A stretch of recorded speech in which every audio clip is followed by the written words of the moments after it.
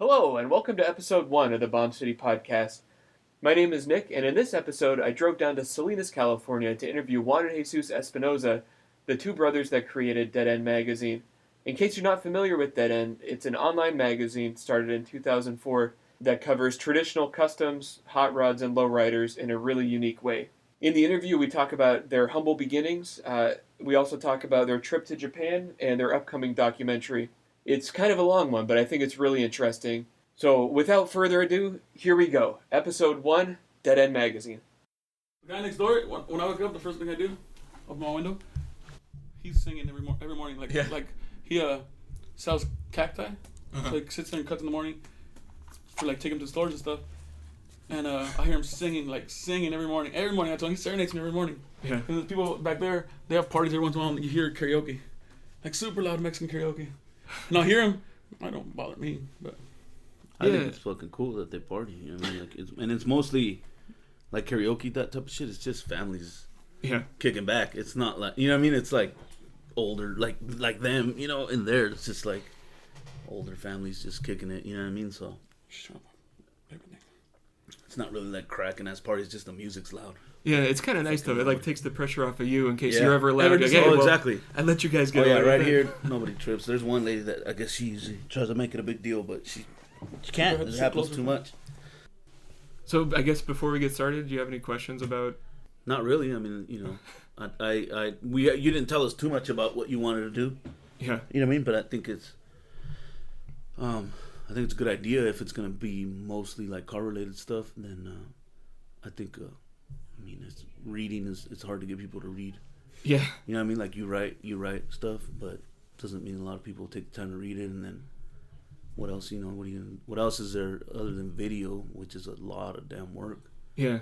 So maybe a podcast would be cool. Like imagine, have you seen the some of the early Mad Fabricators? Yeah. They had a lot of interviews with older dudes that had history and collections.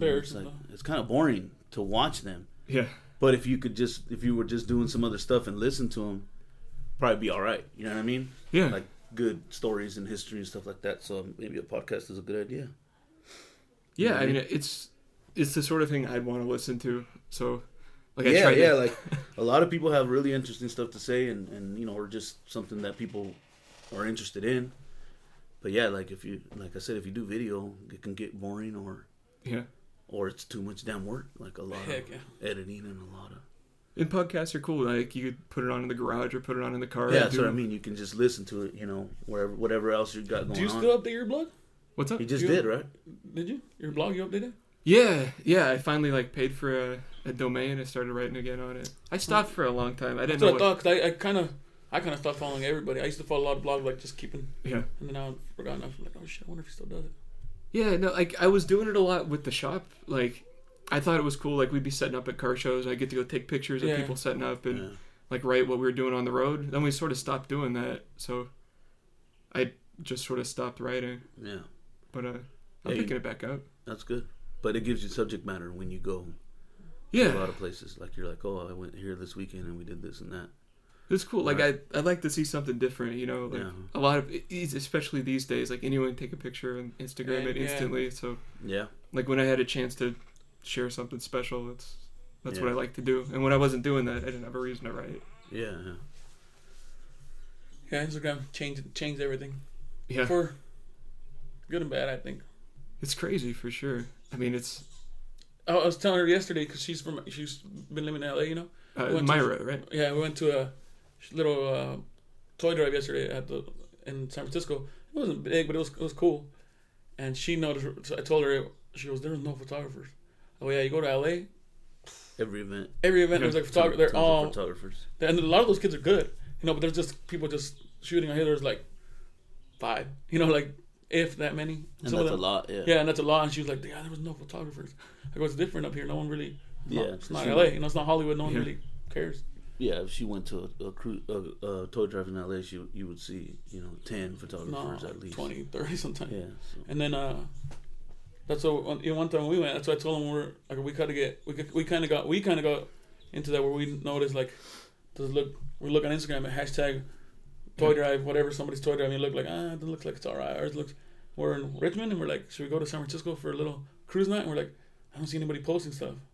So we're like, let's go anyways. So we went, and it was cool.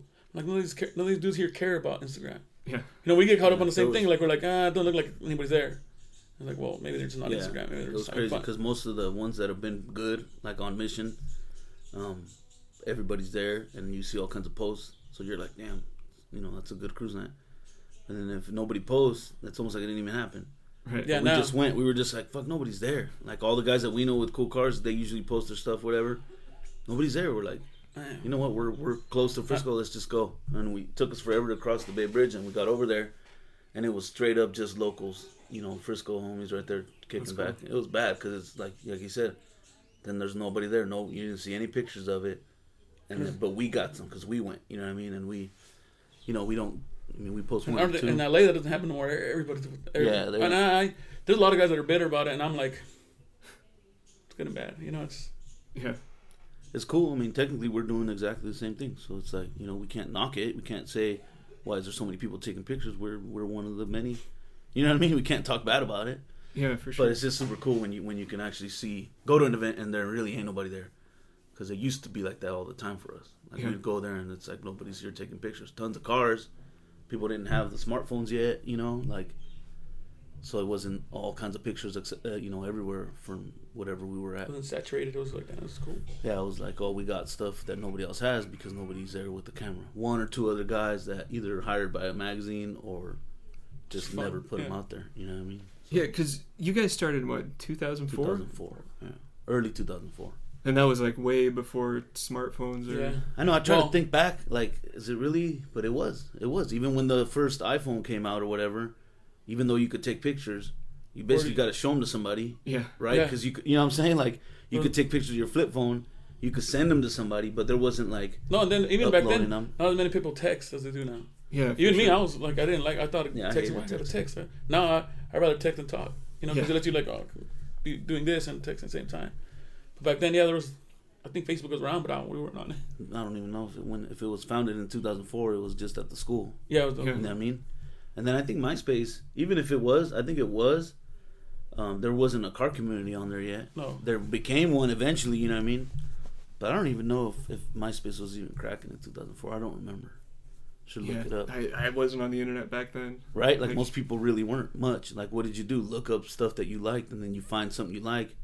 And you try to keep up with it, but that's why the ham was so popular at the time. I think so, yeah. Because there wasn't a lot of car blogs, there wasn't a lot of nothing. You know what I mean? There was all that stuff was barely coming up and being developed, and so you wanted to see cars. The forums were cool because that's where people posted their pictures. Yeah. You know what I mean? That's where people posted.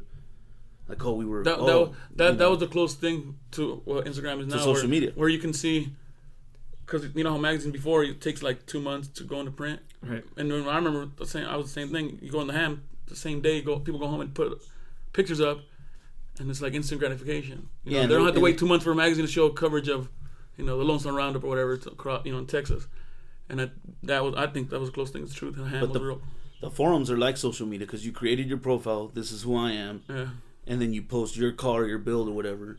And then when they make a subject, then you just post stuff that you think is cool.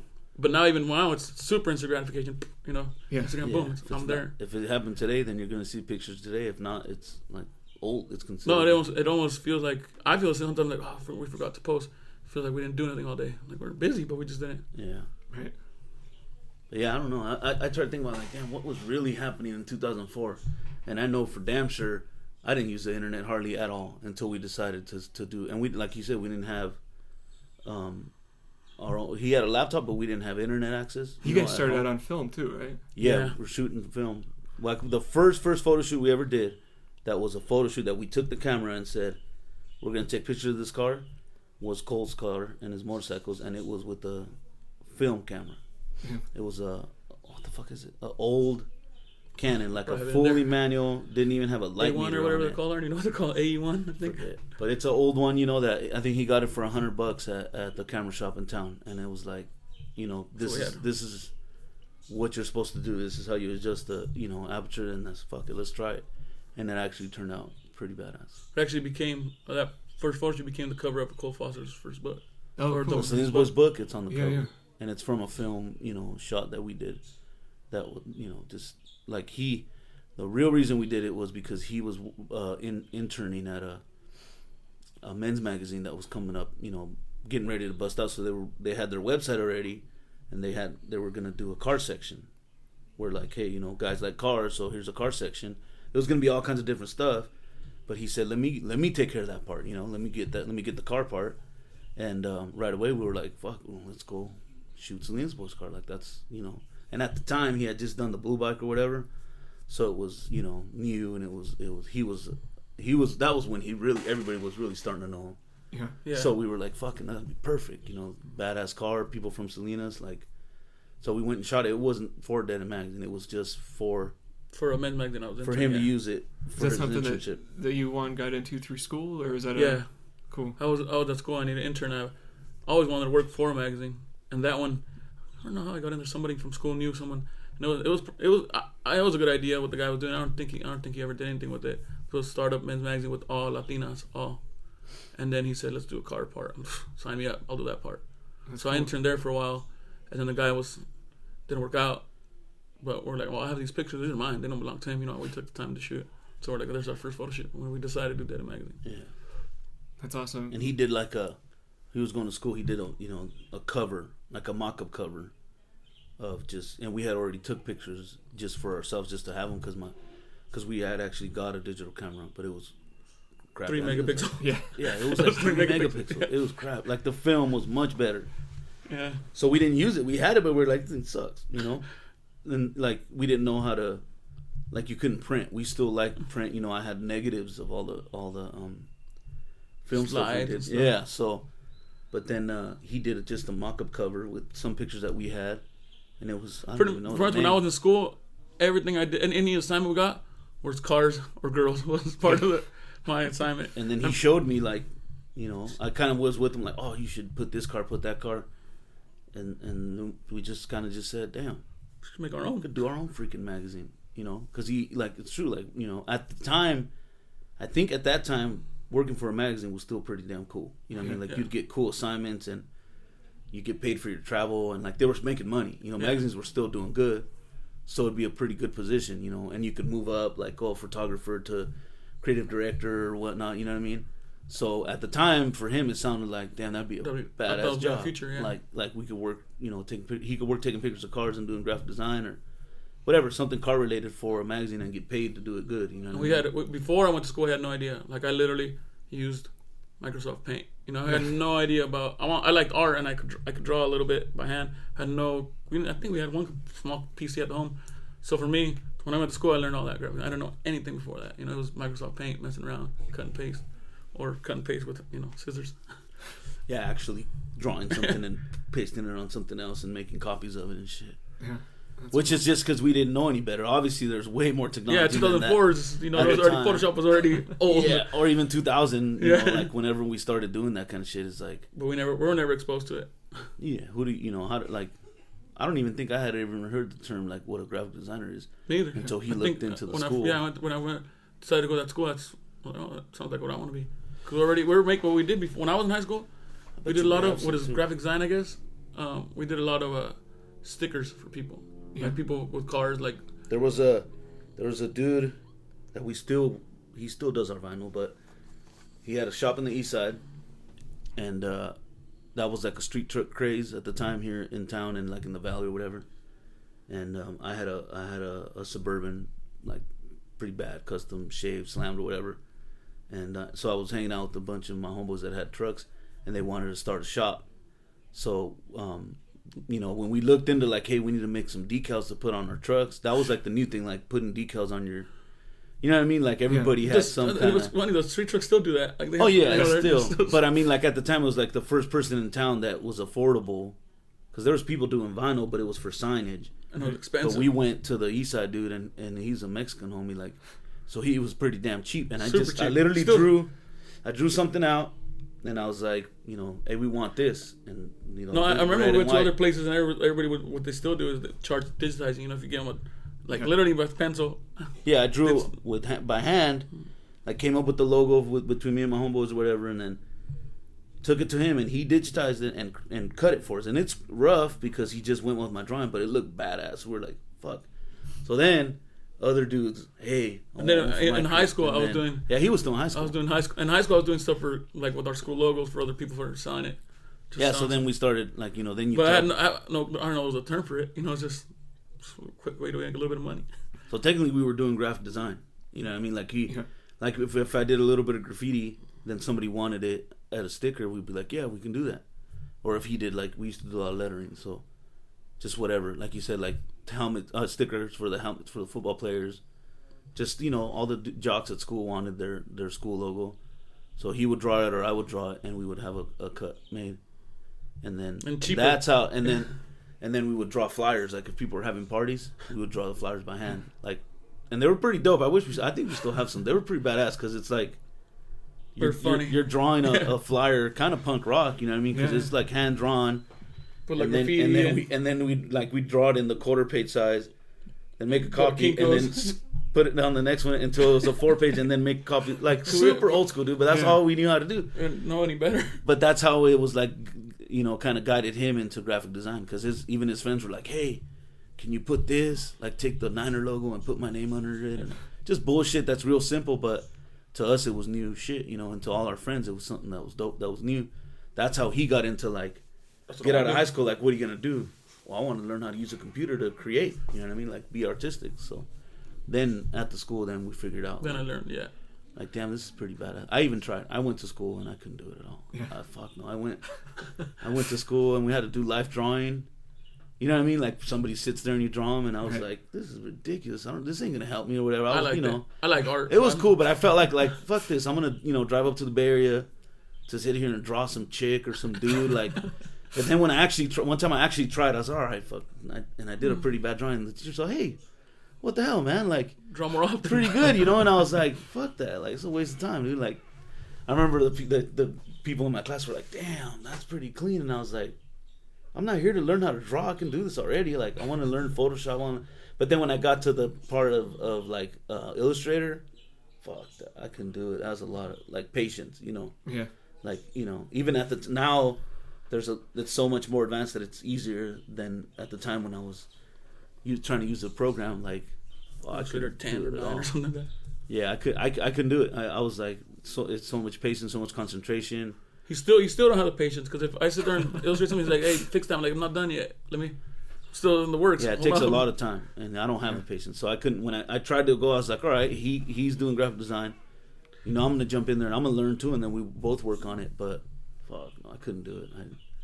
It's just I don't have the patience. I don't have the skill. Even just staring at the damn computer. Yeah, I get tired. You know what I mean? So I stared all day. And I was young.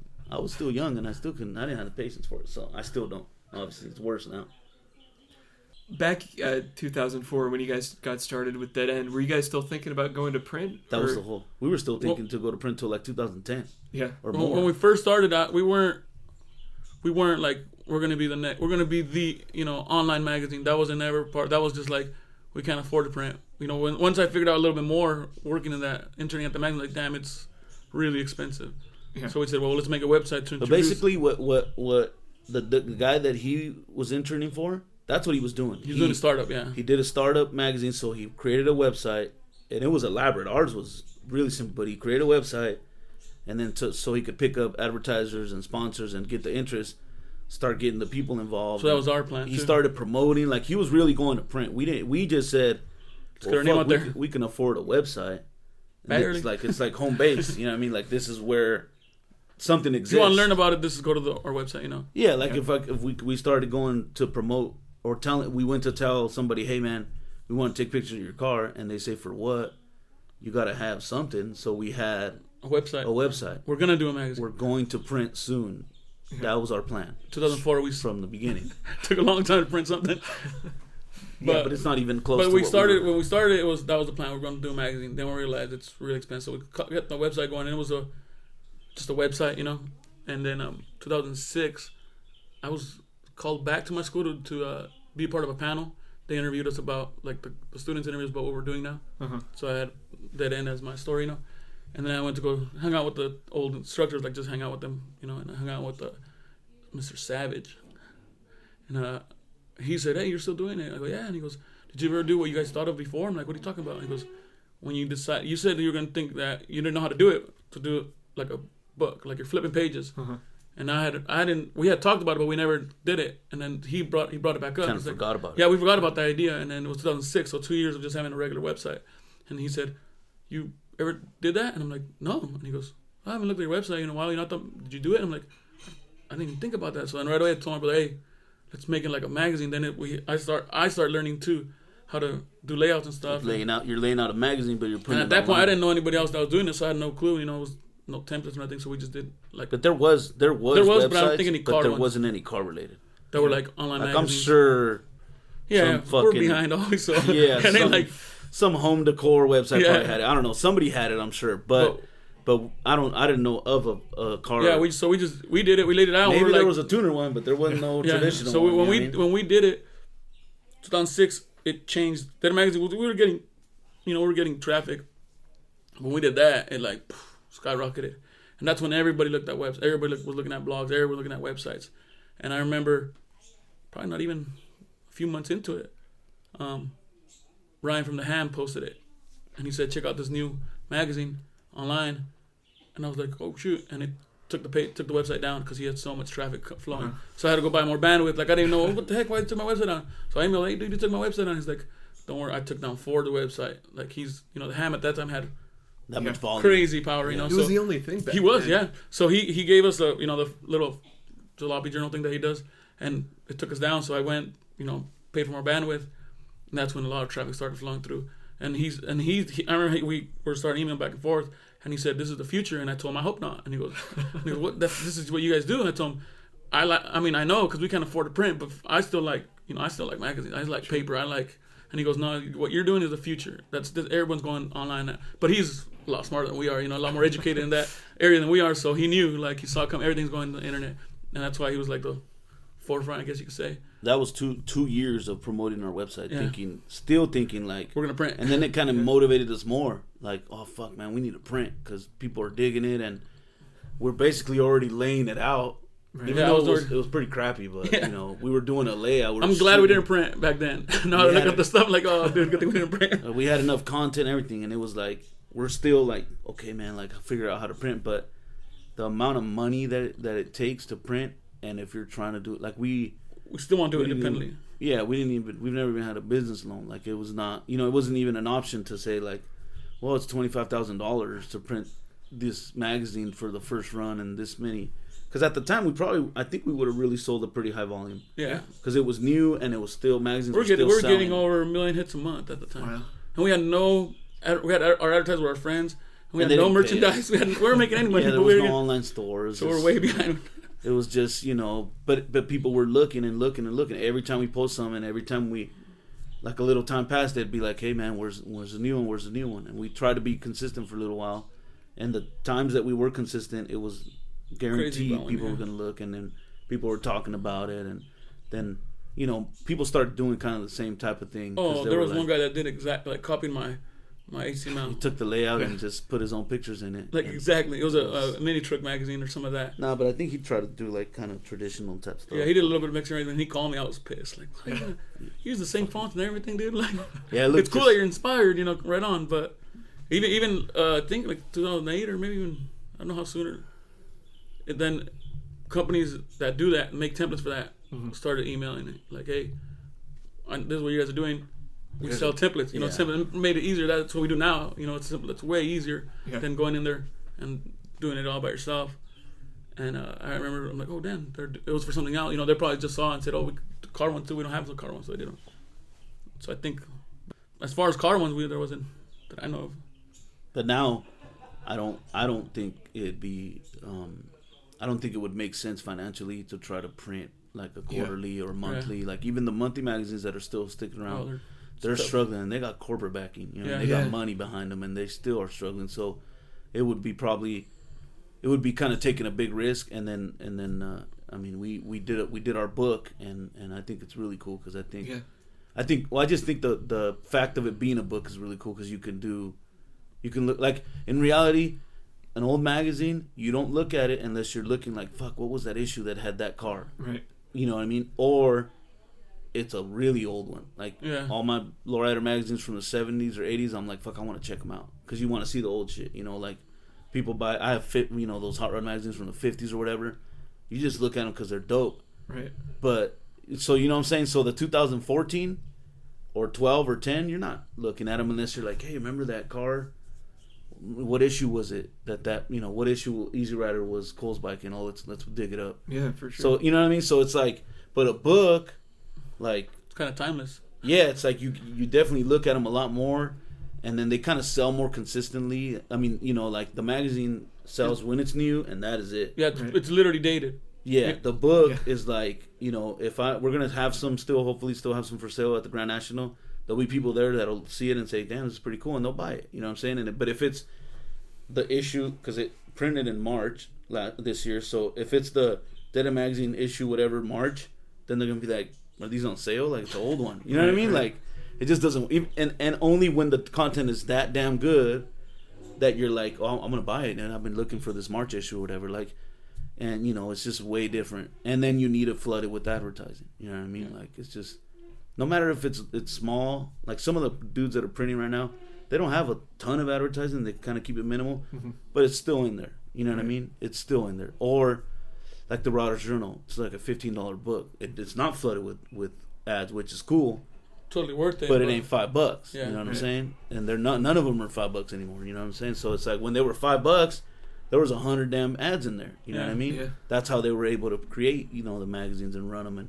So cheap. Make it profitable. So for us, let's say the book, you can do smaller runs and then say, we didn't have to spend $25,000, $50,000 on printing. We spent a smaller amount of money, and then it slowly comes and recovers itself, and then it's just like kind of something put in history. Like here's the book, you know what I mean? Yeah. But like here's the book that was created by Deadend magazine, and it's like people will go back to it or. Even if it's old, if it's in the past, like if it's even the church issue, we did the church issue 2006, people still look at it and go, fuck, I never seen this, man, this is cool. Yeah. And we can still sell it.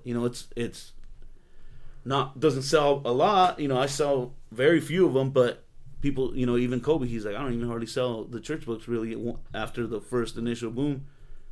But when if it's the first time you see it and you realize it's something really cool, you're going to buy it, you know what I mean? And so it's like, the magazines, you see people with their back issues or whatever, they hold on to them for a long time because they're not selling anymore. Right. So hopefully we could say we're just going to continue to print a book. If it's yearly or whenever, every 2 years or whenever the hell we can do it, we'll do a book. Or if we want to do a special book, like hey, we're going to do all traditional hot rods, or we're going to do a straight up lowrider book, or whatever. You know what I mean? Or feature. We're going to do on our website. We're going to do a hometown issue. So we could even do a book just about cars from here, what I mean? Cars from Salinas and builders from Salinas, and just there's enough history in damn near every town, you know what I mean? So if we focus on our town, we could even do a special book on that. So it's different, than doing a magazine where it's got to be really current and, it only sells right in the beginning. So if you print 10,000 and you only sell 1,000, you literally have 9,000 magazines sitting there, man. Like, that's shitty. You know what I mean? That's a lot of money just sitting there. So we've never been in a position to even try that. So you had mentioned the upcoming Deadend issue. You wanted to cover a lot of stuff from Salinas. We've been wanting to do that for a couple of years, more than a couple yeah, we've years. had the idea for a long time. We just for years we didn't even update our site, but now we're trying to be more consistent. And then I don't know. I just. For Salinas being so small and like away from anything pretty much, there's a lot of car history. There's a lot of people that build cars. And then there's people that are known like Rod Powell, Cole Foster, and there's a lot of people that aren't even known that have built some really nice cars and everything, lowriding, custom, not so much hot rods, but like customs and lowriders, Salinas been a part of that. That's cool. Like to be honest, like I'd heard of Cole Foster and Rod Powell and those guys, but never like until I started following you guys, I never associated that with Salinas. Yeah. I didn't know. Like back before I was vending, my car world was so tiny. Like, yeah. But even people now still, like people, especially overseas, when they want to, we're in LA, we want to visit you, and we're like, okay, we're 5 hours north of that. And we're like, what? Like people from Japan, some guys from Japan will say to me, oh, I'm visiting California, can I visit you? I said, sure. do you know where Salinas is at? And they're like, no, we're in LA. I'm like, yeah, like, you know, people don't even know where Salinas is at. Yeah. But they're here. We're all, even our friends, the people we grew up looking up to, they're still around. They're still car guys. So we're like, hey, these guys we need to do something about showing them, you know, showing our hometown some love, because there's still cars around and they're still getting built, some nice ones. Yeah. What do you think it is about Salinas? Like, is it because it's sort of in the middle of the state that it's? I don't know. I think people like Rod, you know, and some of the dudes that literally have like a 50-year history building cars. Those people really, you know, influence the community. So, like if Barris was based out of LA, then a lot of people saw those customs like just driving to work, you know what I mean, or just in the neighborhoods. So here, I think people like Rod and some of the dudes that build race cars and stuff like that, they're a huge part of it. You know what I mean? Because you can't. Hey, how many people that worked for Rod that became painters and became like he could probably has like 10 guys that all own shops or run shops that started with Rod Powell, and he literally had people 16 years old going in, and his guys going in 16 years old just peeking like, damn, this guy's building some crazy stuff in there. And he was building customs when it was cool to have him. Like he was so into customs that he would bring some back. Like he'd find old ones when in the 80s when nobody cared about Mercs. You know, Mercs were no one cared about them, and he would redo them. So he got young guys always peeking in there like, well, he's painting some crazy cars, and he knew he was known for flames. He said he would go, hey, what do you guys do? Come in here and help me. So he started. We know guys that we look up to that are all grew up around Ron. They all like, we just go to the shop and he'd say, hey, you want to work? Start sanding this car for me. So he influenced a lot of the, like personally, not just like, oh, we know who he is. Like they went in there and they worked for him. Guys that have cars now, that still have cars, and he kind of just like, he was there. You know, his shop was in the middle of town where you could just go in there and peek and like, oh damn, this guy's building some crazy shit in there. Let's see, I don't think people realize like he did cars for movies, just like Barris did. Like he did that Pac-Man car and Charlie's Angels van. What's the guy? Some shark fucking. What's the guy? Robin Williams show. The monkey? No, not that one. That one's. He did what's his name? Robin Williams. Morgan Mindy. He did a car for that. I don't even know what the fuck that is. It's a show it's an old show. I don't know. He was like an alien, right? It was a Happy Days spin-off. Yeah. So whatever. He did the car for that. Yeah, he did a lot of Charlie's Angels van. He did a Pac-Man car. I think he did a bunch of stuff for Mattel from here. Wow. Yeah. What's crazy? See, like, so let's say it's being built here in a small farm town, and then it gets shipped, delivered to LA, and the movie premiere and wherever it's actually seen is always in Southern California, in LA. You know what I mean? Like when they did Charlie's Angels. Yeah, they don't come to Salinas. It wasn't debuted in Salinas. You know what I mean? You know, the first time I met Rod, I've always heard his name growing up. You know, Rod Powell was the local legend. I never had a reason to go, hey, I'm gonna go introduce myself to Rod Powell. So when we started that magazine a few months after that, I'm like, I have a reason to go talk to this guy, you know. And I'm like, I'm gonna go to the shop, and I didn't even know where the shop was at. I know it was right next to Kohl's, so I went to Kohl's and I said, hey, where's Rod Powell's shop at? And he's like, right here. I'm like, oh shoot, like literally next door. He's like, yeah. He's like, he's going there. He's always there. I'm like, all right, cool. I walked in there, embarrassed. There was two old dudes. I don't know who was Rod. Yeah. I walked in there like, oh shit, like fuck. Hell, this local legend. I don't know who the fuck he looks like. You know, I don't know. Cause you know he's an old dude. Yeah, and I saw two white-haired dudes sitting there. I'm like, fuck, man. They were talking. He was pinstriping the other guy's car. So I'm waiting, just patiently, just sitting there, kind of. I brought him a T-shirt and a poster, and I'm like, fuck, how embarrassing. Be like, Rod, you know. And then so I was waiting, and he stopped, and Rod pointed at me, hey, you're Juan from Deadend magazine. I'm like, what the fuck? Wow. So I go, how do you know that? And he goes, oh, go on your website. I'm like, oh, what the hell? And I was like, I'm not supposed. And then so I told him, I confessed, I'm like, hey, I didn't know which one was Rod, and he kind of laughed. He just laughed. And I hung out with him for 2 hours. They're looking at all those pictures while he pinstriped. It was cool. Like I was like, damn. But he's never been like, I don't know. He's never tried to get his name out there. He's never tried to promote himself. He used to, and then he.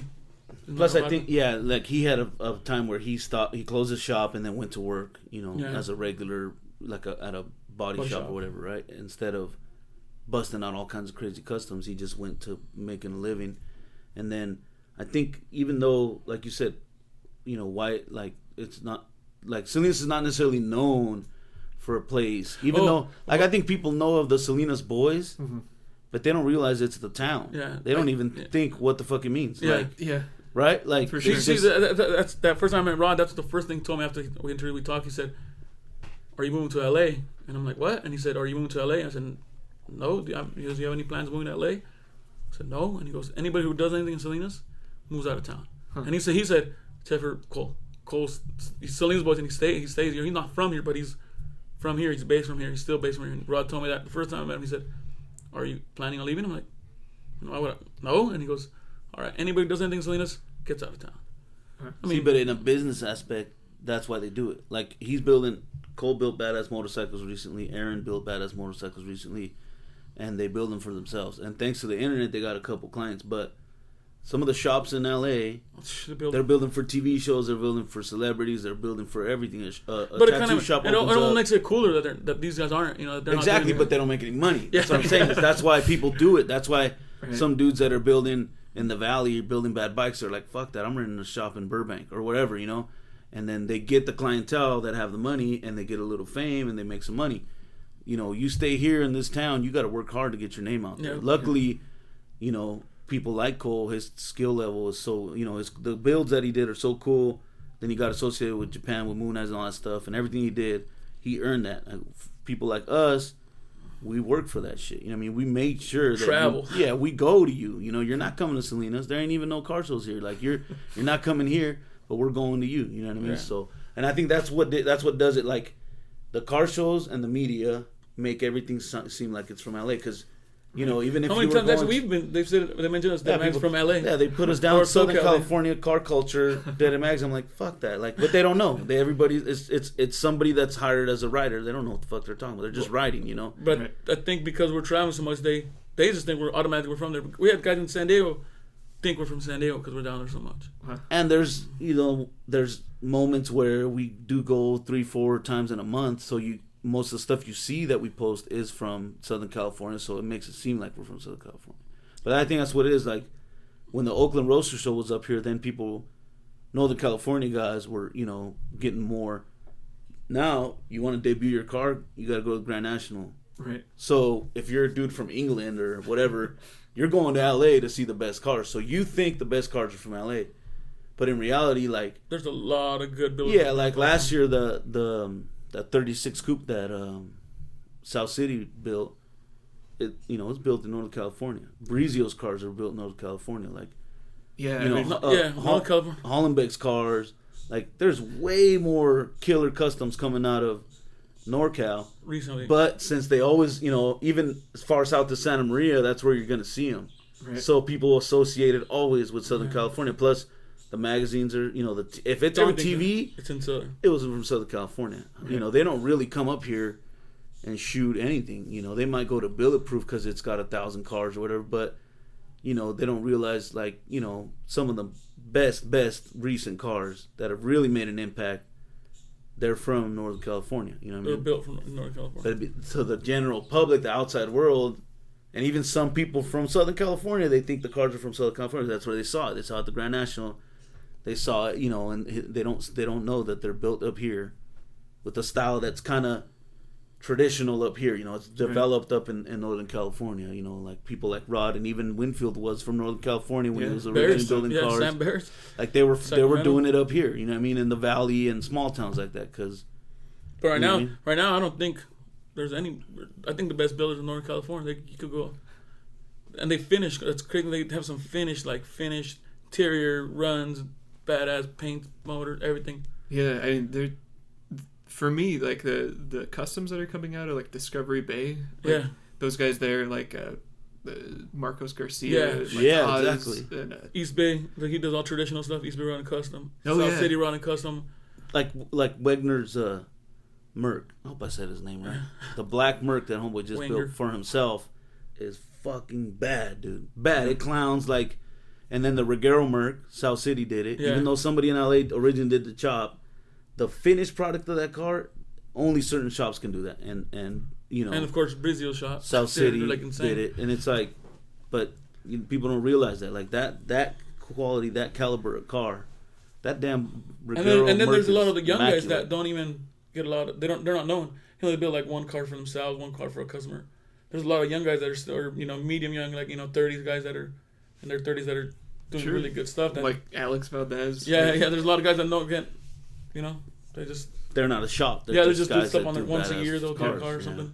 If that, once every 5 years, whatever. Yeah, for sure. That's one of the cool things about social media, for sure. Like, Instagram is instant gratification, Yeah. but you also get to see awesome stuff come yeah. out of people's garages like never before, which is pretty cool. See, and so you know how we were talking about, we did the website just to have something. Yeah. Now, like if people are like, yeah, I'm gonna start a clothing brand, or I'm gonna start it, they start an Instagram and a Facebook page. Right. Yeah, That's what we did. But we had to get you to go to mine. You know what I mean? Like, Right. I had to get you, like, hey, man, go to deadendmagazine.com. Like, you got to punch it in and go check it out. So, same thing. right now it's just flooded with way harder. with brands, You know and what I mean? magazines and photographers, and I don't get bitter about it. I think there is a lot of brands or magazines. Only thing But you it got just- to do is keep up with the times. You know, Oh, yeah. we couldn't stay with the website only. Right. You have to We stay have relevant. You have to, we got to do social media. And 'cause if that that's- people that get pissed, like all these young photographers, they're taking all our work. It's like, well, then do better. Like Step you know what I it mean? up, Like yeah. hopefully you establish your name that they want you. They don't want some guy that can do what you do. They want you.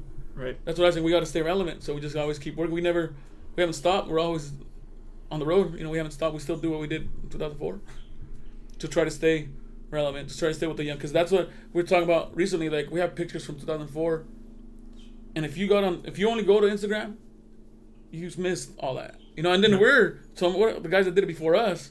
What happened to all those pictures? What happened to all those photographers? So Like when Howard. for us, I said we've been around 11 years, and to me, we're just getting started. And it's like we'll post a picture of a car from 2004. Oh, who owns that? It's like, dude, that car doesn't even exist anymore. Like, Right.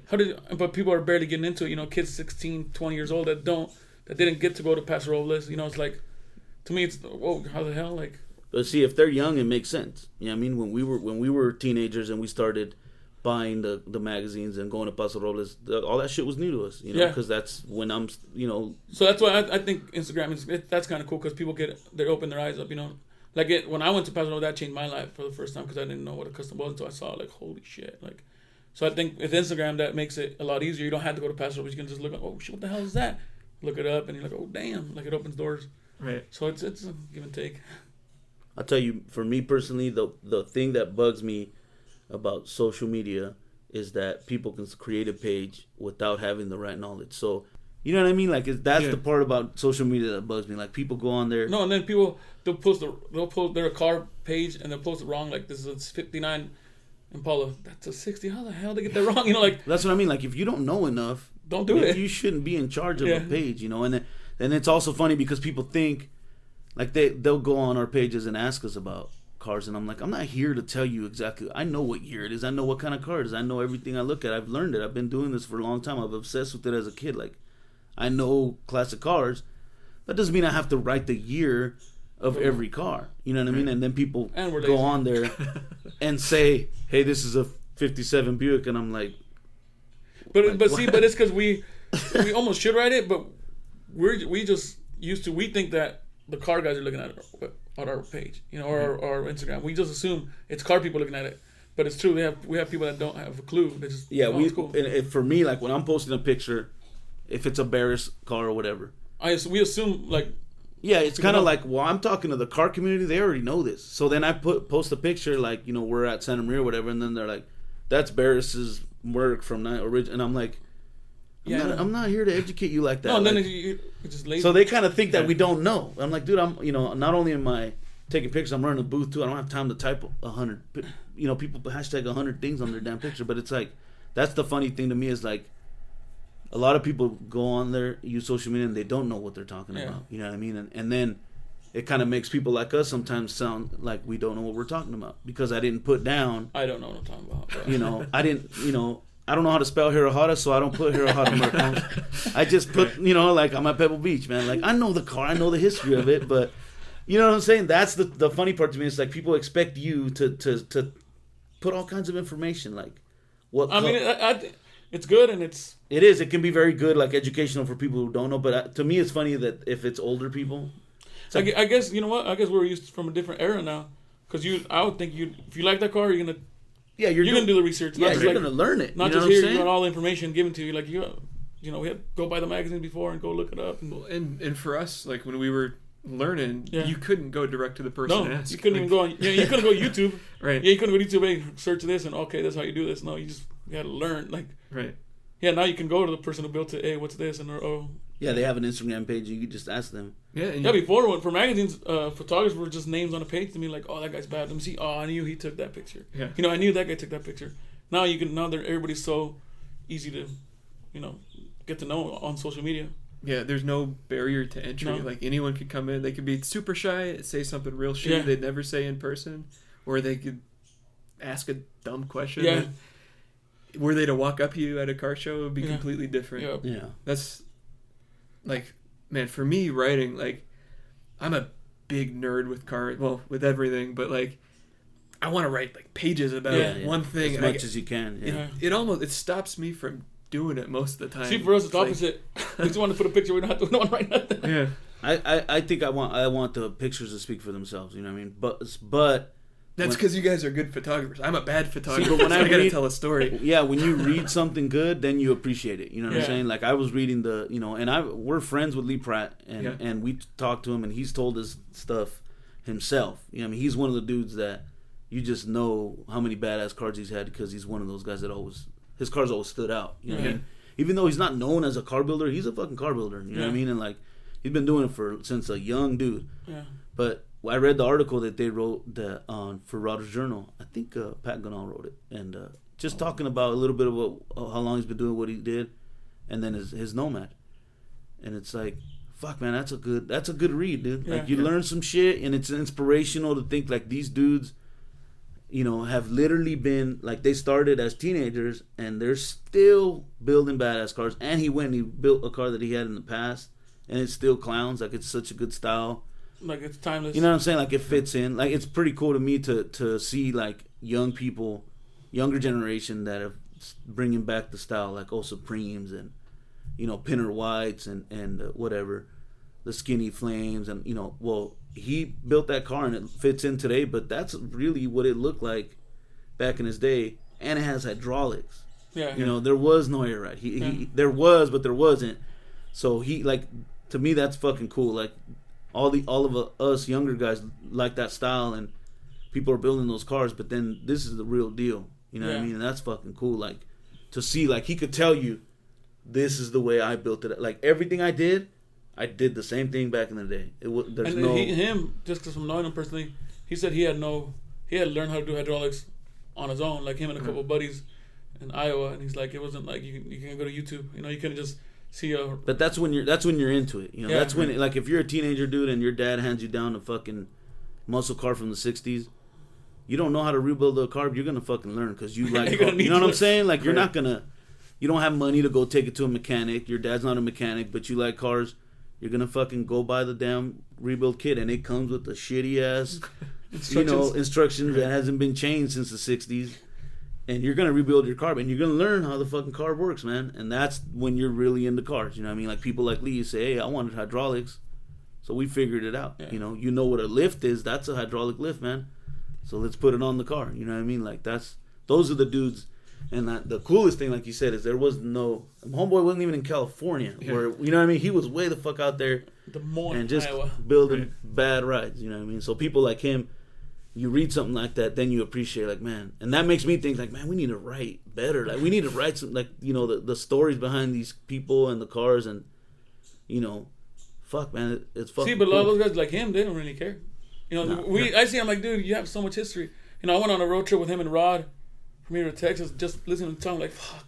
Like, I should have been writing everything they were saying just to, because I have the memories. Or recording it. Yeah, recording it. And I was just like, but it's almost like, to me, sometimes you can't even, like, even though we're a magazine, it's sometimes just fun to not even, record, write, take pictures. Sometimes just enjoy the fucking moment, For sure. Yeah. And with Leah, it was bad. I asked them, because him and Rod started talking about lifts and the riders. And we were sitting somewhere in Arizona eating. And I told him, what's the first car you saw with hydraulics? And he said, yeah, well, I moved to San Jose. It was a lot larger back then. Like, what's the first car you saw when you came to San Jose? What's the first car you saw with hydraulics? He said, I'm not saying I invented. There's no way they were doing it before me. He goes, but my car was the first car I saw with hydraulics. Yeah. I'm like, fuck. Like, that's insane. Like, pretty gangster to say that shit. You know what I mean? Like, and he knows, like, he's like, I didn't invent it because I heard it from somewhere. I heard it from somebody that said, hey, you could put air hydraulics, the airplane hydraulics on the car to make it go up and down. Fuck, let's do it. And I'm like, you literally, and he goes, no, we didn't. Some guy, he said he thinks, he doesn't remember exactly, but he says he thinks some guy from California came, military, And somehow his buddies and him heard about hydraulics, so they did it. And he says, "That's the first time I saw hydraulics was my car." I'm like, "Fuck, that's nuts!" Like, yeah. And he's from Des Moines. And then he came to San Jose. He drives cross country. Still, he drives cross country everywhere. That's crazy. He's bad dude. He's a really bad dude. Yeah. But I think, see, what does doing the magazine, we get to meet these guys on a personal level. You know, before I wouldn't know who Lee Pratt is at all. You know, but because I got to meet him, because of Rod, I got to meet him, and now we're friends. And it's like, damn, these guys are, you know, now legends. And it's like, they're still, and those guys don't even care. Like people I think because of social media and the internet now, people are starting to know who they are. But he didn't, you know, they didn't care. They weren't in a shop. He wasn't out building cars for people. He was just building cars for himself. Right. Just really, really good style, timeless style. I really wanted to hear about Japan. Like, I really want to hear about Deadend Japan, and what you guys are doing with all that. And then I want to talk about the documentary too. Oh, you didn't bring it, huh? I didn't bring it. I just left my house. I got up kind of late. I was supposed to bring it, and I have a DVD of it. But I haven't seen the finished one, so I want to see it. You know what? Honestly, Deadend Japan really is still not established. Like, we don't really know. We just know Toshi decided he was gonna quit doing Local Hero, which we still don't understand it. Yeah. You know what I mean? But their culture's a lot different. Yeah, it's a cultural thing. It's not like it wasn't going good. Like it wasn't. I think it was that it could have got way more popular. Local Hero. The name was cool. It was the source, you know, to Japan. For like if what he did is he opened up the world's eyes to Japan because like people did not know until his picture started popping up everywhere of fucking homeboys in Japan with badass. Printed in, you know, no, reels. well, see, that was kind of known where the Chicano thing was a big deal over there. But like, there's pictures that he has of dudes in ruthless choppers or straight old school hot rods, flathead hot rods and shit. And you're like, what the fuck? Like, I didn't realize that, you know. And then I knew Junichi was building cool shit, but you only see whatever like really got, you know, exposed through like the Moon Eyes shows and stuff like that. But he was like, you know, kind of like what we do. He was going to everything that happened and covering everybody, and the small town dudes, the dudes that building in their backyards to the biggest shops to, you know, Tokyo, everything.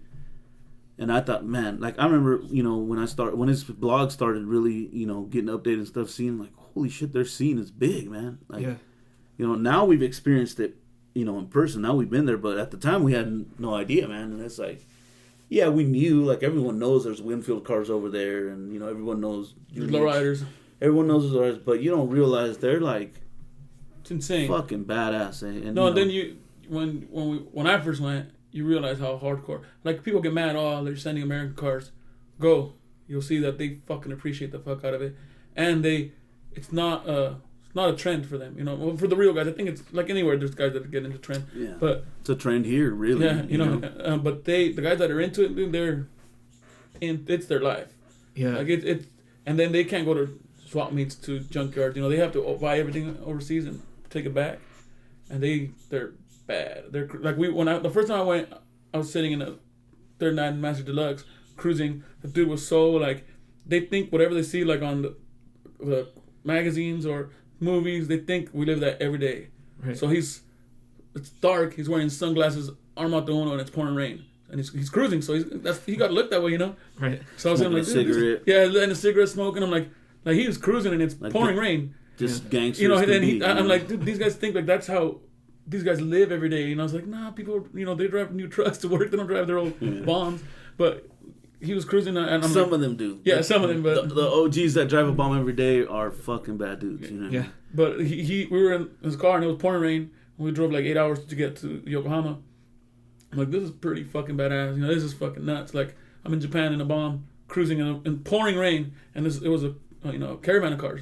Like, this is pretty badass. Then two hot rods, one roadster passed by. Wow, and it's pouring rain. I'm like.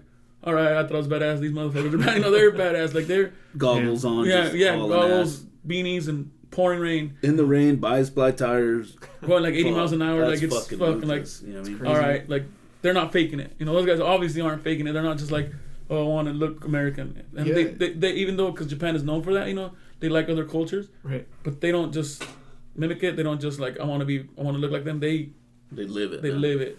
And they've even, there was one guy, he's dressed, his pants creased up, he's got the Pendleton on, sunglasses. Like, if you saw him rocking with sunglasses, you think he's Mexican. Yeah. And he got offended when I asked him, like, is this like a costume for you guys? And Frank, who's our like translator, he's like, I asked him, and he goes, no, Juan, this is my lifestyle. I'm like, what?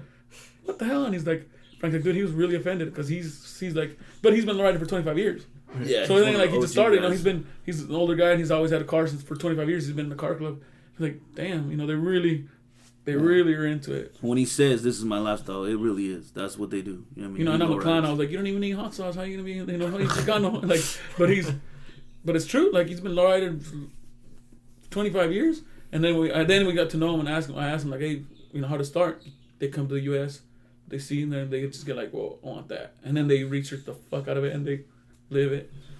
But basically, like, so we still, because of the language barrier, it's hard. We've had multiple meetings with Toshi, like, hey, what are we really going to do? Yeah. Because we really don't have a set plan. He just said, I want to continue what I'm doing. I just want to do it as Deadend Magazine, because I don't want to do Local Hero anymore. He didn't want to run his blog like he did. He wanted to do it, kind of join together to be the source, and which is perfect for us because basically he was the source for Japan. Now we're basically going to be the source. Even though there's, same as here, there's all kinds of new guys blogging and Instagram posting and stuff from Japan, and people, like you said, now you go directly to their personal page. This is the guy with the badass Chevy. Yeah. Go, follow him and blah blah. Facebook, they use Facebook a lot still. But for us, basically joining together with Toshi, with what he does, we want to be able to be the source to where you want to know what's going on in Japan and what's cool, and you know what I mean. He's able to cover the events. He's gonna be at the Moon Eye show coming up, doing a vendor booth as Deadend Magazine. He has Deadend merchandise, and he represents Deadend when he's there. Like, he's gonna do the photography for us and stuff, and so really, it's still, the main idea, the concept is just to be, what he did as Local Hero, showing the world what Japan's got going on, doing it as Deadend Magazine. Just because, and it, to us, I was like, why? Why do you want to be? He approached us. Yeah, like, we know that the relationship that we have with him, but for him to say that, hey, if I'm gonna quit Local Hero, I want to start doing Deadend, that's a huge compliment. Like, you got it going on, man. And we, obviously, of everyone that he dealt with, we created the best relationship with him. But I think that's why he wanted to do it, because of the relationship. He even said, like, you guys are like family. We became family. I think it's because of the similarities, because he said, hey, I want to do what you guys do, but I'm doing it in Japan. And also because people either are intimidated by the language barrier, like, hey, I can't talk to this guy, because at first, when he first came around, like, to the United States, I couldn't. If he tried to speak English, I had no idea what the fuck he's saying, man. He was really bad. Yeah. And obviously, I couldn't tell you any Japanese at all, so we couldn't talk to him really directly. I think that intimidates people, like, well, I can't talk to this guy.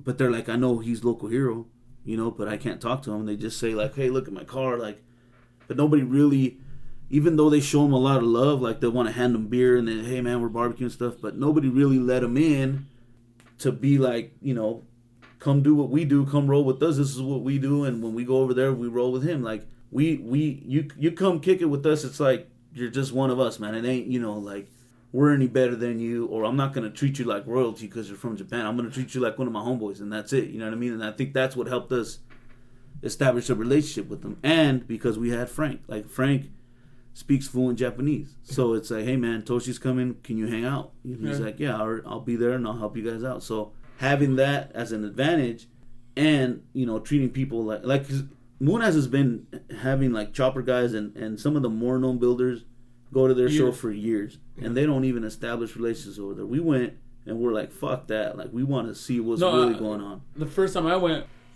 when I first heard about Yokohama, I wanted to go. Years when we first started, we're going to Japan someday. And then 2010, yeah.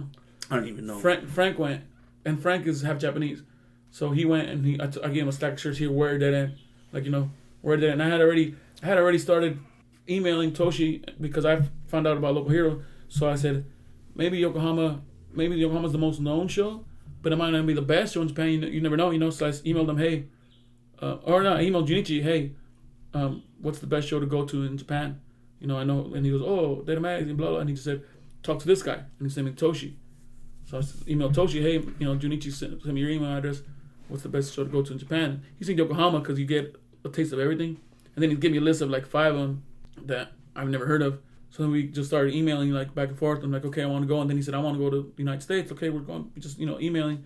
And then when Frank was going, I'm like, Frank, wear Data Magazine over there. Like, if they ask you work for us, and say, yeah. bring it to him. Like, like, hey, take this for Take the shirt for Toshi. I had already just through email, I don't know who he was.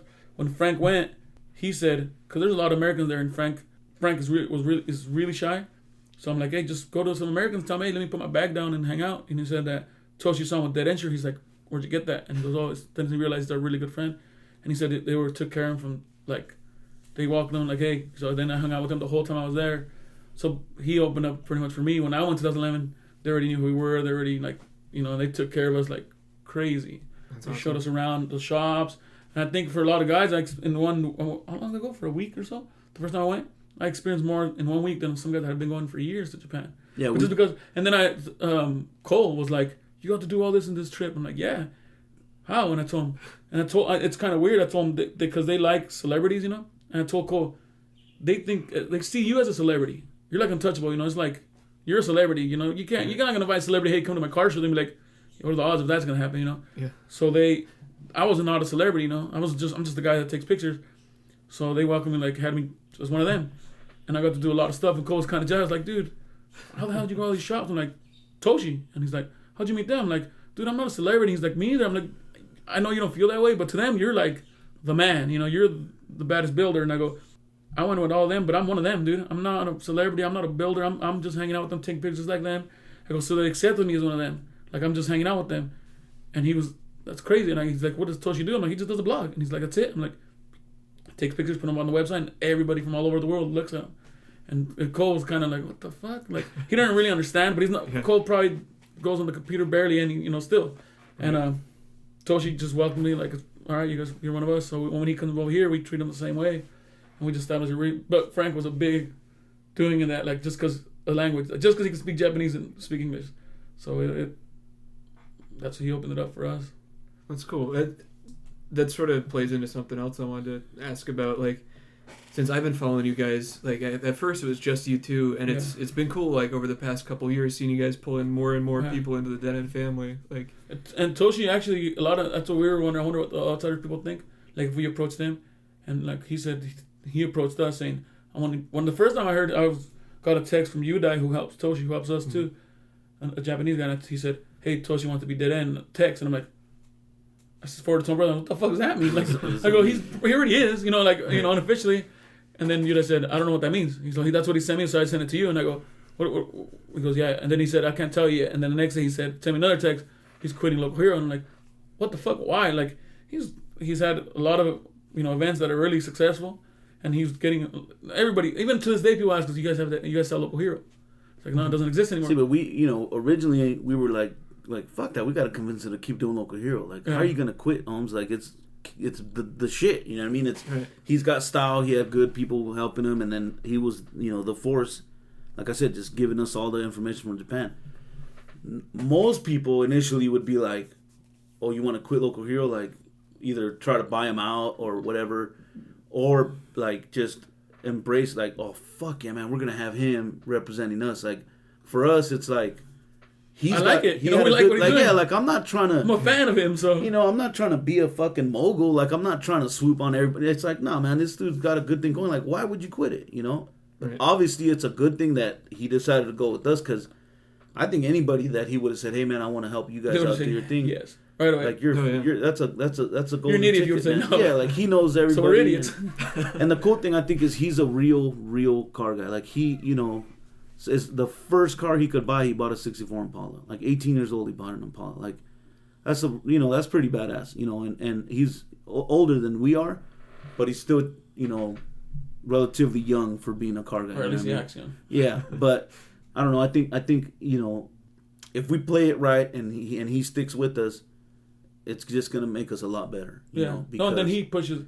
He's on top of things. Like, he's Yeah, the Japanese dudes hustling. work a lot harder than we do. I'll tell you that right now. And he's one of the hardest working dudes. He don't fuck around. Yeah. But it's weird to see that because most of the people, like, we're not used to that. The guys that are genuinely car guys, they don't really care about much. You know what I mean? They just like cars. So that's kind of a setback for us because we really didn't care. We didn't start as a business or like we just like we just love being out there and doing what we do. But it ain't, you know, on paper. Yeah, we didn't have a business plan. This is how it's gonna go. We're gonna take. We wasted a lot of opportunity, a lot of money, a lot of time. But I think it's genuine. You know, like even with local, with him being part of it, wasn't like we're planning like, oh, Toshi's gonna become Deadend at 1.0. It's just he just felt it was the right thing to do, and we said, all right. Like he flew from Japan here just to have a meeting with us, just to talk to us. But it's funny because we have been focusing on what we're trying to do here and come back to life, kind of, you know, updated our site, you know, did the book. Now we're going to do the documentary and all this stuff, you know, trying to get our online store to make some money or whatever. So we still have to take care of that and buckle it down to what it is. But we kind of forget that it was a big deal. It was big news. Like we just talked to our homeboys in San Diego and he's like, hey, people ask me, are you still going to come down in December? And I was like, the fuck? Like, yeah, fool. Like, why would I not go? And he's like, well, you know, everybody said that, you know, you guys are like got a Japan chapter now. Yeah, and I was like, what the hell? But, you know, because for us, we've had the relationship with Toshi. We've had our thing in Japan already kind of going for us a little while. So it's like not new. But when people realize like Toshi is a Deadend magazine guy now instead of a local hero, most people think we bought him out. Which not even an option. It's funny because when we told him, hey, we got to meet and talk about it. We can't just say, yeah, you're part of the magazine, and we told him like you're not the first person to approach us to be part of it. And he's like, and he said, I know, I'm not. And the same thing is just like us. He's not doing it. He does it for money, but he's not doing it for the money. You know, that's not the first reason why he's doing this. So he said, no, with you guys, it feels genuine. Like it feels like, you know, we're family, and we have been. You know, what's that? 5 years now we've been friends with them. So he just said, hey, I want to continue doing it. I just don't want to. And that's what I told Frank. I go, hey, he needs, because he was asking us when can we talk. He's gonna come in the United States. I told him like I can't go to Japan right now or whatever. Right. And it's really tough through email or whatever. So he said no, he's willing to come to the United States. He wants to really talk to you guys about it. I said all right, and I told him the date. Like yeah, that'll work. And I said check this out. He needs to understand. Just because I said I want to talk to him doesn't mean I'm gonna say yes. So you know what I'm saying? I don't want him to come and be like, hey man, you said to come talk. And now you're telling me no. Yeah. Because, you know, it's a different culture. He might think, hey, man, if I'm coming to talk to you, we're going to make some kind of deal, right? Fly 12 hours to like you're going to fly to the United States, you know, from Japan. Like, luckily, you know, we talked. And I told him straight up, hey, man, like, you know, it is a business now. But it's like my last name, Holmes. That's why we say Deadend Magazine for me. That because you're not just because you got... You know how many photographers have, since early days, have emailed their portfolios and links like, hey man, I want to do this and you know I'm gonna help you guys out, or so some of them want to get hired, some of them are young dudes that just want to learn and whatever. Someone get all kinds of people, you know, all kinds of people have reached out and trying to be, and we've always said no because we like to keep it. And I don't think a lot of people don't understand that we like to have a relationship with you. Yeah, not just like we hire this guy to shoot for us. You know, it's like you shoot for us because you might not be the best. It's a relationship going. You know, there's a relationship there. It's not just like, oh, we hired this guy because he's got a name or he's got this many followers on Instagram. It ain't like that. It wasn't like that with Toshi. People might think it's like that from an outsider's view, but it was never. Yeah, like there's better photographers in Japan than Toshi. There's really good. You know what I'm saying? But don't edit that out either. No, nah, but it's true. Like, but you know, some of them it's something that they got into recently. No, and then with Toshi, we know he has good taste. Yeah. There's better photographers than a lot of people, but they don't have good taste. They're gonna shoot the wrong cars, the wrong, you know, shoot, or just like we don't like those cars, and they're like, why? It's a really good car. Yeah, I appreciate it, but it doesn't go with Deadend magazine. And Toshi understands that, so he has a little crew that are local, that are Deadend magazine, that were local here. Now they're Deadend magazine. Mm-hmm. They got 4 guys with them, and I told them, Toshi, they report to you because I trust your judgment. Not that I don't like. They have good taste, but you have the judgment. Like, okay, like they like Volkswagen, which is neat. You know, they have some picture of badass bus on the floor. Cool. It doesn't go on Deadend magazine. And he understands it. They're like, this is really lowered, it's old. It's not American. It's not an American car, it's not an American traditional car. Sorry, we're not going to showcase it. And Toshi understands that, okay. You know, so I told them, they report to you, and then you report to us. Because we have this, you know, we've had this going for a while. We don't want to change it up, and, you know. But I think if really does benefit both. You know, he's doing a car show now in May coming up, and we're gonna promote. You know, and people are starting to trust our judgment if we say, hey, this is a good show to go to. Yeah. You know what I mean? Yeah. I'm not gonna put our logo and put our name on it if it's not gonna be something good. So I know his track record. Every event that he's hosted has been killer. So this is gonna be better. You know, or as good. So we're gonna help him promote. Hey, check out, this is the show to go to next year, you know, in Japan. And, you know, that's where he's going to benefit highly, you know, because he's taught, you know, there's, like, Moon Eyes has it very well established, but it's been a long time, you know what I mean? It ain't nothing new. Their show is an old show, and they spend a lot of money. They bring their invited guests, they bring cars, like, they do it really, really good. They do a really good job of killer-ass car show. So, you know what I mean? That's an established show. Toshi's shows are still new, so we're just gonna help him, you know, do his thing.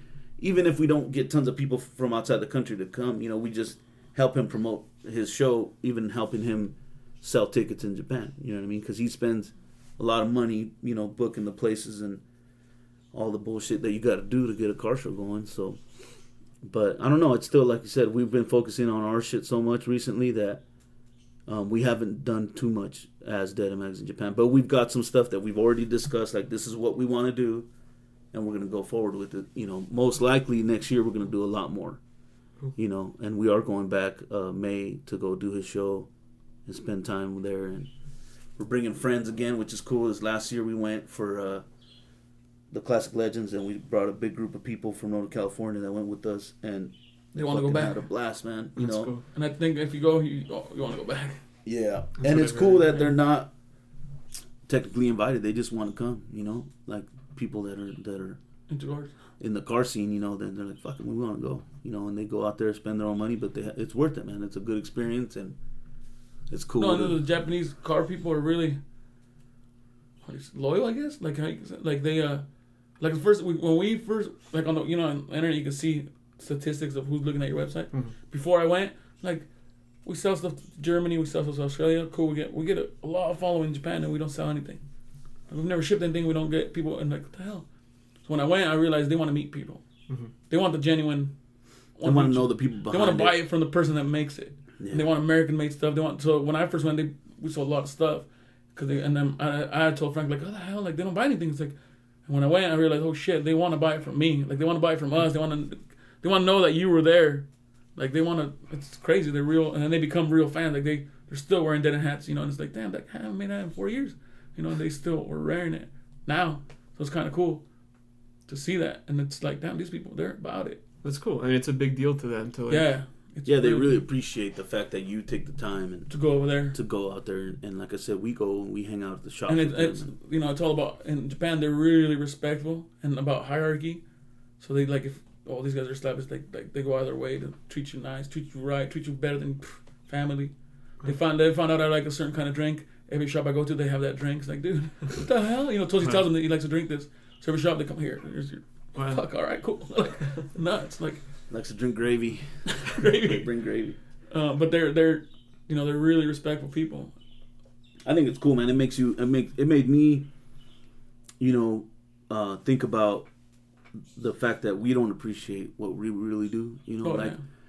Being there really made me appreciate it. Like, fuck, man, these guys, like, I can't get my shit together to build my fucking cars, and they are fucking building cars at home. Oh, and then they're home built cars, and you think, like, I'm like, how the fuck can you afford this? And they're really guys that work on their own shit, and they're really detail-oriented culture that they don't spend money like us. They don't go buy a bunch of new shoes. Yeah, that's the difference. Like, they literally will wear the same clothes and eat, right, low budget shit to make sure their car's built, and I won't do that. You know what I mean? I'll go spend $8 a beer because that's the favorite beer. You know what I mean? Like, it's very different, the discipline and the dedication, and that's really what it takes. If I was dedicated enough, I'd be cruising 2 cars right now. You know what I mean? And all the cars that I've owned in the past that I never finished or whatever, or even just putting money in the bank and being able to buy a dope, nice, pretty well car. Like, they do that. Even if the guys that are spending $25,000 shipping an Impala over there, it's $25,000, Holmes. It's not, you know what I mean? Like, just something. And you think, like, yeah, you know, they got some money. No, man, they literally saved, you know, as much as they could, specifically because they want to be lowriding, you know, or they want to build a custom or whatever. Like, and then when I went to Bonneville, I kind of got the same feeling. Like, fuck, man. I just went because I'm, you know, I have to go. This is what I do. I going to Bonneville is one of the things we have to do. But I went out there and I realized, you know, some of these dudes have worked the whole year on these damn race cars to run it like once. You know what I mean? And I'm like, you know, I went out there and it's an older crowd, man. You know what I mean? It's older dudes. But it's like, fuck, man, that's some pretty serious passion. There's universities and high dollar people that have a lot of money into their cars. But there's dudes that are just, you know, homeboy and his son and, you know, one of his brothers or a couple family members, and they're building whatever they can build, and they're going and breaking records, man. They're engineering new shit, and they're, you know what I mean, doing things for aerodynamics and weight and all this bullshit, and going out there and testing their cars when they get the chance to. And it's like, damn, like that's dedication. It's a journey. It's a experience. It's a lot of work to say, hey man, we're gonna have this car ready, we're gonna run it. And it's like, me, because I'm not into hauling ass, I'm like, what the fuck, man, that's crazy, dude, you know. But it's pretty damn cool because, you know, even the dudes, they don't break a record, they don't get a trophy, they don't, nobody back next year and try it again. Nobody even mentions them, dude. They're just one of the, you know, 1,000 people out there trying to drive a car, or, you know, trying to run a car. And it's like, but that's not why they do it, man. They just do it because that's what they're into. You know, they put their heart and soul into these engines, and just to go haul ass. And I'm like, damn, that'd be fucking dope to experience that. You know what I mean? Like, go 300 miles an hour or 100 and whatever the fuck in a hot rod, man. Like, shit. But that's one of the things that I saw right away when I was in Japan. Like, man, these fools, you know, there's a lot of people here in the car scene that they take an old car and just slam the fuck shit out of it. And they're a cool guy, man. They're just doing it to be cool. And it's like, that's not the way it is in Japan. There's some, you know, there's some young dudes that it's a trend. But the dudes that we really got to know and we hung out with, like, you go in the shop and you're like, man, they're badass. And you see this car new. And then you look on the wall and there's pictures from the fucking 90s. Like, holy shit. Yeah. Like, these dudes ain't new to this, man. They've been doing it. And you're talking about before eBay, they were buying parts. Yeah. And coming to Pomona, buying and shipping them, you know, like taking them with them on the plane. Like, that's dedication, man. You know what I mean? You can't get mad at that. I don't know how people get mad at that. Yeah. But like I said, they don't experience. If you don't go experience it, you just think, oh, they're taking Americans' cars. It's like, well, you buy it. You know what I mean? Like, you keep it. Right. Keep it here. You can't because you're not as dedicated as them. Like, and then they got to deal with laws, street, you know, the streets ain't wide. The average home does not have a garage. Yeah. You know what I'm saying? So where do you even build a car? You know, and these guys are, even though it's Japan, a lot of these guys are, you know, blue collar workers. Like that. Yeah, they work factories. They're not, you know what I mean? They're not dudes with a bunch of money. Yeah, they work in Toyota, or they work in the rice fields, and they're you know, like, with Nagoya, what they call Custom City, which is where like all the known shops are, and there's a bunch of guys that just build on the garage, and there's a bunch of choppers, little Japanese girls riding fucking knuckleheads and shit, and you go in and like, fuck, like, they're about it. Like, it ain't no joke, you know what I mean? Nagoya, it kind of like Salinas. Like, they say it's a country. It's country because it ain't... There's fields. There's fields, you know, there's rice fields and shit. And these guys work that. They're working the plants, Toyota, you know, and Honda, all that stuff. And it's like, fuck, you know, when you see the car, like, oh, these guys got money. Like, it ain't, it's expensive here. Over there, and you see them, you're like, what the fuck, this guy's young. Or you meet dudes that they drive a classic car, whatever. Some of it's like 70s pickups, you know, some of it's Volkswagen vans like we're talking about. But that's their only car. You're like, this is your car? Like, this is what you drive? And like, yeah. And then I take the train everywhere. Their system, you know, whatever the train they got. Yeah, like, this is what, or I ride a bike to work. Holy shit, man, that's gangster. Like, I can't not have my fucking. I need AC in here. You know what I mean? You know what I mean? I need. Now I got family, but you know, you need a decent car. Right. That's the way we are here. When they're like, nah, man, I need an old car. That's what I need. And they get, you know, or a Harley or whatever they're into, and it's like, fuck. That's to me, that's impressive because maybe, yeah, you're right. Maybe they're mimicking the American style. Yeah, they are.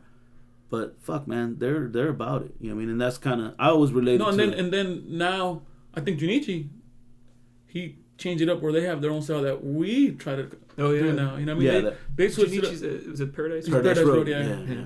They built some amazing stuff. He built some crazy shit. And I think he's one of the forefront to be like, all right, I'm gonna do what they do with my own twist, and they're so detail oriented. It's like the paint jobs, fuck, like it's amazing. So now guys here are calling it. They'll paint cars and say, "Oh, I'm doing it Japanese style." It's like, what the fuck? Like, you know what I mean? Like, it started here. Yeah. But they do such a even though they're taking the style that was originally done here back in the day, they're doing it in their way. You know what I mean? And then it stands out. Yeah, I mean they really put a twist on it over there. So it's so different that it's. And really I think they don't have right here. You know, a lot of people are scared to keep it. It's kind of traditional, but it's not. They're scared that people are gonna look at it like, oh, it's not traditional or whatever. There's rules. They don't have rules over there. You know, you can do whatever the fuck you want. Right. Yeah, when you're really kind of like they really are, so far away.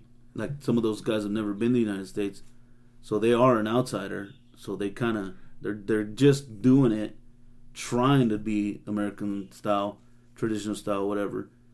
Then it ends up being different, but it actually looks cool. You know what I mean? Like, and it's cool to us to see different shit because here, the majority of the people are building they're kind of staying some real similar shit as everyone has always built, just a different color, or I put different taillights, or you know what I'm saying? Like I did a different grill, or like they're not scared to go, and they have style. Yeah, like Junichi's Rodriguez. Yeah, I think that's the first car I remember seeing Star Wires on that wasn't like an '80s GM car. But people here, like you were saying, you're scared. Like if you got a hot rod, you know what I'm saying, and that thing, what does it have? A fucking like, what engine does that thing have? Anyway, it has like an old engine. It doesn't have. I don't think it has a small block 350 in it. I'm pretty sure. I forget what it has, but anyway, you're doing something like a real hot rod. You're not even gonna consider putting Star Wars on, right? And then it was like those big bullets. Yeah, big bullets and then crazy paint jobs. Fucking bad, dude. Yeah, like that car. And then that's the thing. I think he opened up where the Japanese weren't scared anymore either. Like they're like, fuck, we could do our own thing. Yeah. And the Rodriguez sold to America. Right. You know what I mean? Like he built in Japan, now it's sold here. It's like, fuck, that's amazing. Like, and in reality, because we're so set on traditional, like if you're building a hot rod, and you're gonna go like he did, like kind of show style, but real custom. Right. You're either gonna go too far this way or too far that way, and it's gonna look like shit. Well, he did it right down the middle. It's traditional, in my opinion. That's a traditional car, sure. But motherfucker has like floating fenders and running boards, and like it's sick, dude. And it looks killer. Right. But that's the difference, like not being afraid to say, "Hey, man, I'm gonna do this." Like. And then most people, if you would tell he does what I'm doing, you'd be like, you're an idiot. You're fucking up a hot rod. I mean, like I couldn't. You can't pull it off, but he did, and that's. I mean, but he's really, really creative. Like he has cars with rebar, chrome plated rebar, and it's like. And he's real resourceful. Like his taillight on his bike is a cup that he found in like a plastic cup that has the ribs inside of it. And just cut shapes and cut and it's like, fuck. Like I mean, he probably came like, fuck, that thing's cool. I'm gonna buy that cup. Make it a tail. Yeah, his shit is really, and then that's one of the dudes like you go really looking back. He started in the 80s. Yeah, you know what I'm saying? Like most people here, there's a handful of the old shops like Brizio's and shit like that are like, yeah, we've been in business since this, but in Japan you were building cars in the 80s. Yeah. Holy shit, man! Like that's fucking crazy. You know what I mean? Yeah. That's. He earned that respect. You know what I mean? Like he's a bad dude, and that to me, as like I said, is just the thought of the. He's not a trendsetter in Japan. He's a trendsetter worldwide. Yeah, and it's cool because, he's the one dude that was always here from Japan. You know what I mean? Like Paso Robles and shit like that.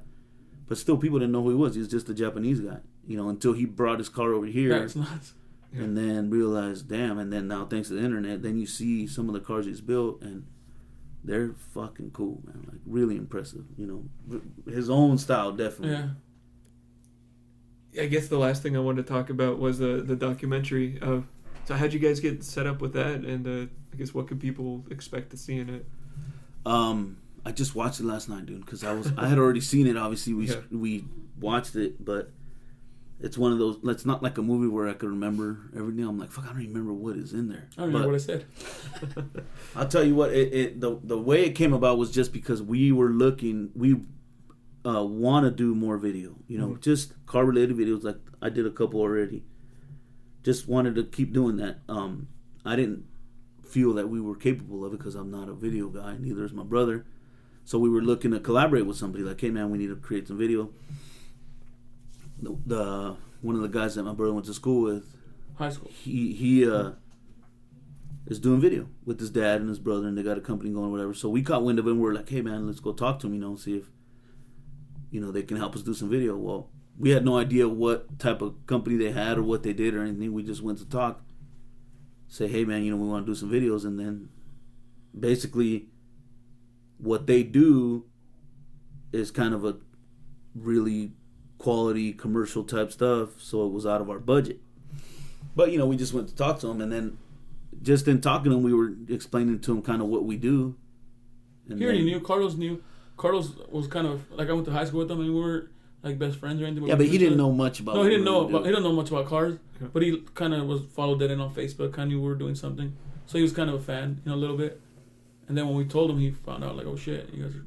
Yeah, and we just talked. They just explaining to him what we do and stuff. And then I guess he talked to his brother, and his brother's like, man, maybe, these guys have a good enough story that we can. Because he said they had already talked about we need to do some type of documentary. They do commercial work, and they want to do more film, like documentaries and more films. Yeah, when someone hires you, you don't really have a lot of freedom. Yeah. Right. You know what I mean? And then they want to do something local. They're from Salinas, you know what I mean? So they decided, and then we went back and talked to him, and I was like, fuck, man, like. Yeah, when we went talking, we talked for like, I don't know, an hour or so, just talking about what we do. All right, cool. And we're like, all right, we can't afford them. So we're kind of like bummed. Not bummed, but we're like, fuck, well, we got to find another video guy. And then he calls back. I'm like, Carlos, we can't afford you guys. He goes, no, we come talk to my brother. We want to talk. And we're like, and we literally were like, what are we going to talk about? We can't afford them. They're really good. We can't have that money. If we had that money, we'd buy a car. And then so we went back, and we're like, we don't know. He didn't tell us what. And then we talked to his brother, and his brother's like, I really want to get into doing documentaries. My brother told me your story. He's like, we want to do a documentary about you guys. And I think it started out with like, he's want to do something to put up on YouTube or Vimeo. Mm-hmm. And they went to cruise night, the first thing they did, huh? Yeah. He's like, we'll film you guys going into the cruise night, the one cruise night we hosted in San Jose. He's like, we'll tag along with you guys film, and we'll do from there. And we really didn't have a plan. And then he goes, they didn't have a plan to see how it goes. And they said at the cruise night, they were really like, fuck, this is really cool. It's really impressive. I think if you think about it as an outsider, like, there's a lot of people in our community, some of them that even know us personally, they don't know what we really do. They're like, oh, you guys got an online magazine. Like, yeah. That's kind of like saying you have a blog. Or they say, you go to Japan for cars? Like, what the fuck? But they don't know, they're not in the yeah, scene. like, they don't realize what it really is that we do. And then, so let's say you're one of those people, and you go with us to the cruise night. Then you get there, tons of cars, right? 300 plus and then cars. We know everybody. I mean, most people that come to that are friends of ours or people that we know through the scene or whatever. And then there's people that flew in from Japan to be here for the cruise night, and they rode with us. And, we did a caravan, and we drove all the way up there. Then you think, fuck, There's a reason why. Yeah, they got something going. You know what I mean? That's kind of, I think, what happened with them is they saw, like, Toshi was here, Yuda was here from Japan. Ken the Flat Top was here. Shinya, Ken the Flat Top, whatever. Then the Starlight guys drove up from L.A. Some guys drove from Oregon. Church, and, there was a car from Texas. Like, there was people from out of the state and then Southern California that came to our cruise night. And I think that kind of that'll make you think, like, yeah, okay, so it's kind of, it's kind of pretty big deal of a cruise night, I guess, So I think that's kind of what happened is they were outsiders and they saw, like, holy shit, like, they're obviously got something going. But see, if you're not into cars, you'll never know that's going on. And, like, yeah, and in reality, how much of a big deal is it really? But it's not that it's a big deal. It's just that's the kind of relationships that we've established with people. You know what I mean? Like, where they'll drive, because we drive. We'll go to somebody. Yeah, and it's not a commercial thing. It's free. Like, it's just a cruise and a bunch of people hanging out.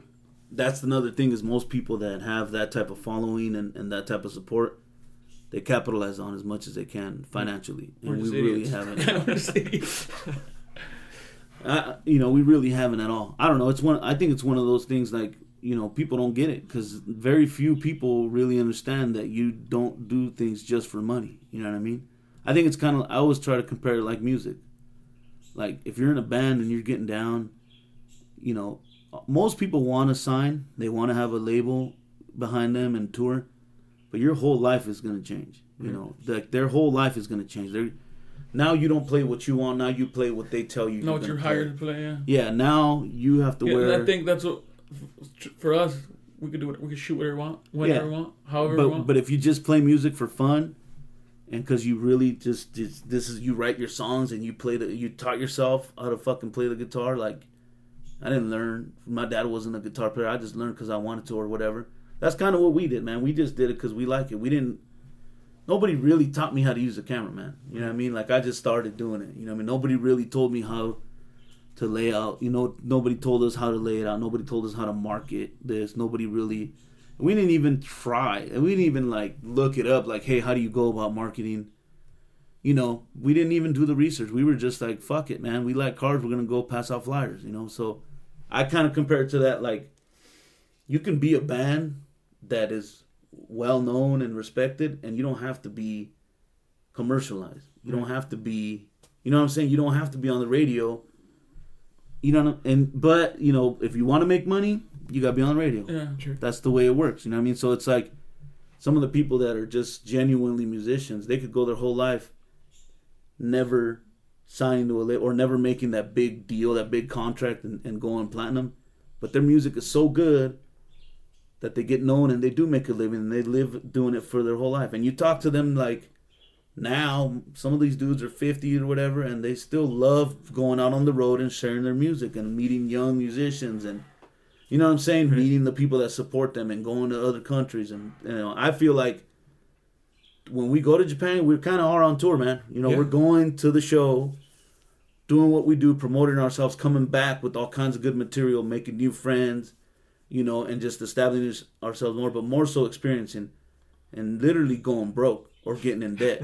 You know what I'm saying? Like, hey, three grand just to fly home. Like, fuck, you know what I mean? And then we got to eat, we got to get hotels, we got to try to make merchandise. Like, I mean, there's a lot of money, and then we come back and we don't have anything, man. And people think that we're doing big things, and technically, as a brand, I guess we are. But well, yeah, you got to see what's success. Yeah, like what do you consider success? Right. You know what I'm saying? But you know, you go through. I mean, we're talking about in you know, 3 months or whatever, 4 months, we're gonna get close to doing this for 12 years. So I'm not the same dude that I was when I was 22. You know what I'm saying? I'm not. You know, we've grown. Our lives have changed. Things have changed. So, you know, we try to adapt. But in reality, you know, the real reason why we do it is just because we like cars. So we tried to kind of show that in the documentary, but there's just so much there to be said, you know. And I think as a documentary, like, you know, when you're creating something for people to watch, people like drama. You know what I mean? Like, if you watch the TV shows, you know, they make the car TV shows with whoever's got the craziest people in the shop, you know, because they want wrenches to be thrown. And then it's sell ratings. They want you to light fireworks and, you know, fuck around or whatever. And I understand that. And the business aspect, that's what people like. So when they were trying to do the documentary, we had to talk a lot about my dad, you know, shit that, like, we did start. And, it, you know, it's true. It's real. Like, we started it right after my dad passed away. And, he, you know, we were young. You know what I mean? He was young. He was 46, which is really young, you know. And then, you know, kind of touch on where we grew up, because we really did grow up with no money. My dad had 5 kids. My mom is a real Mexican lady, don't even speak English. You know what I mean? Don't work. You know, stay at home mom, take care of the kids. My dad didn't hardly make much money. You know what I mean? He was a hardworking dude, but self-employed, hardworking, 5 kids, being an illegal, you know what I mean, and having that problem of, you know, no driver's license, no bank account, no whatever, all this kind of shit that he was dealing with. You know, we never ended up, like, you know, he never ended up making a lot of money. He made good money with his business at certain points, but for the most part, in the beginning, even especially when we were very young, he worked for other people. So that, you know what I mean, they kind of wanted to capture that. And then Salinas being known what it is, like 35 murders this year. Right. You know what I mean? Like fucking 7 killings in the month of September or whatever. Like, we're breaking and entries, like all the bullshit that happens here.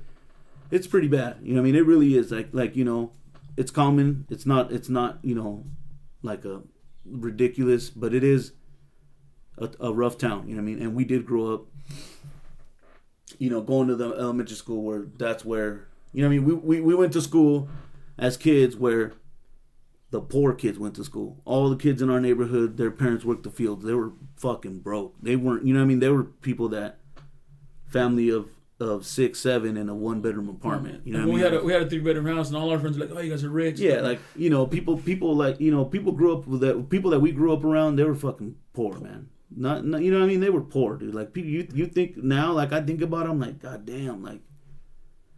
But see, I think our parents did such a good job. We didn't realize you're poor. Yeah, you're just growing up like that's how we grew. That's how we grew up.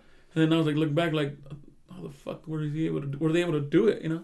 Yeah, take care of myself. And you know what I mean, and that's what, like, that's how, when you realize, like, when I was first, my sister and I were first born, my parents had to live with my aunt, and shit like that, little house or whatever, like, that's kind of one of the parts that people want to talk about because they see.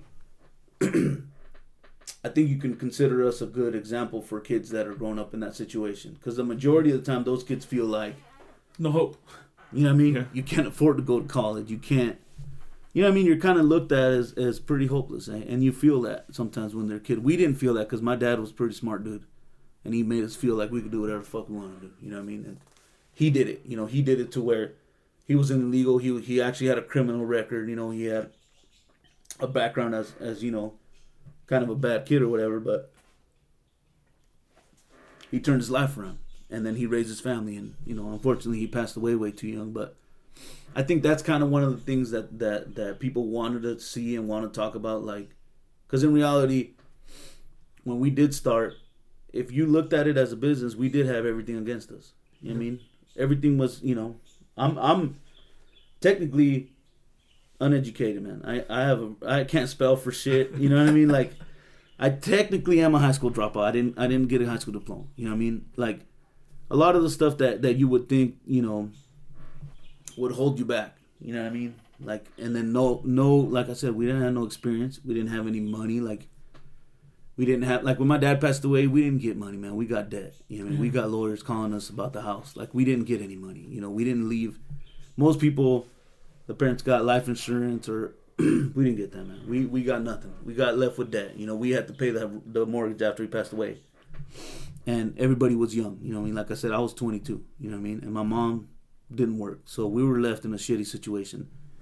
But that's what made us decide, like, now we're going to do this. You know what I mean? Now we're going to do something. You know what I mean? So I think that's the part that they wanted to show more. But there's so much behind it. And me personally, I don't want it to be, like, I don't want to portray Deadend Magazine as that type of story because, I mean, I don't want to sound like, fucking life was really shitty and, or like we're some kind of thugs or something.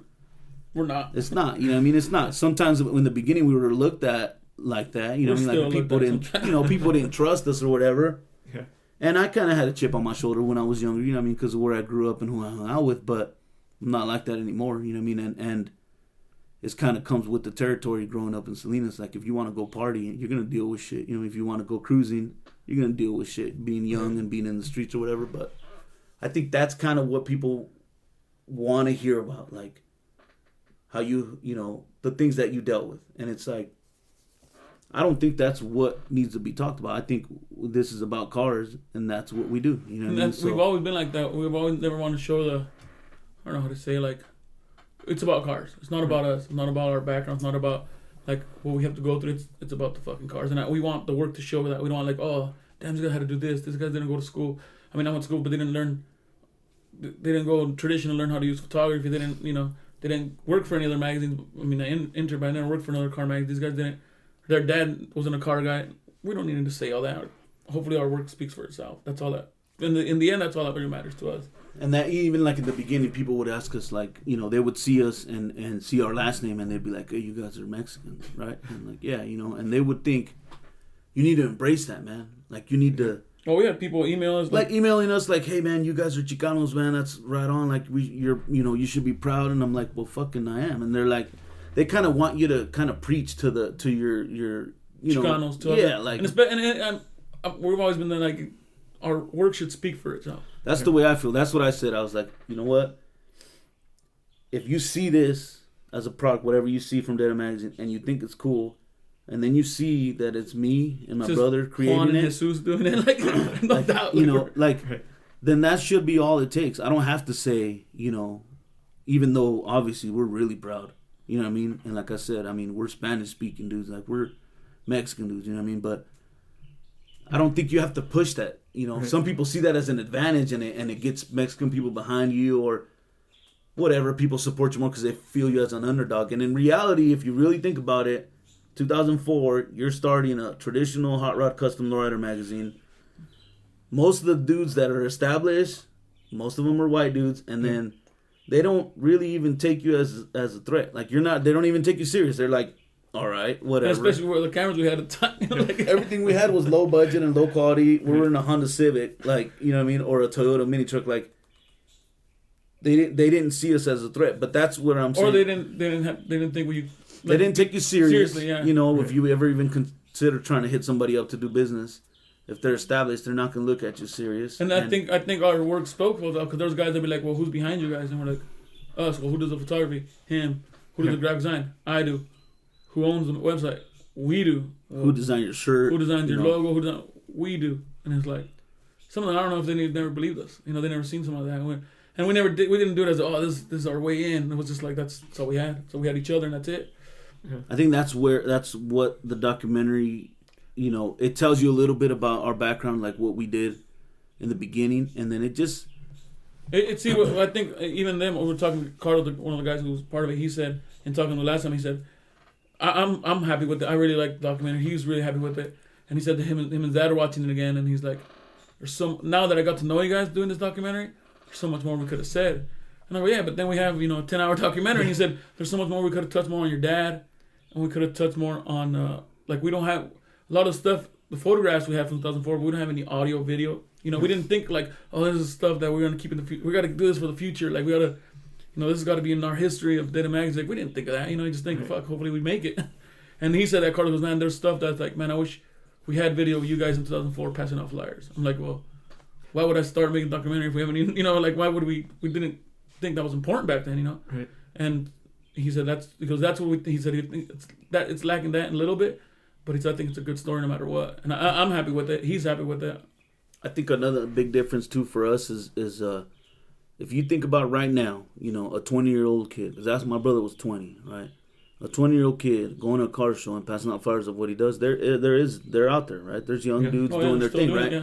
But the majority of them, their mentality is, I gotta get in with this guy, or I gotta get this, or I gotta get a celebrity. I got to get pictures of. We've never still to this day aren't the kind of people try to push on known car people, or they're not. You know what I mean? Cool. Like they want to go get a picture of this guy's car because he's popular. They want to go here. They only want to go to these shows. I want this guy wearing my shirt. No, fuck that. You know what I mean? Like, we didn't have that mentality. We were just out there trying to get everybody to see what we do and trying to learn how to do it. You know what I mean? And I think that's one of the things is.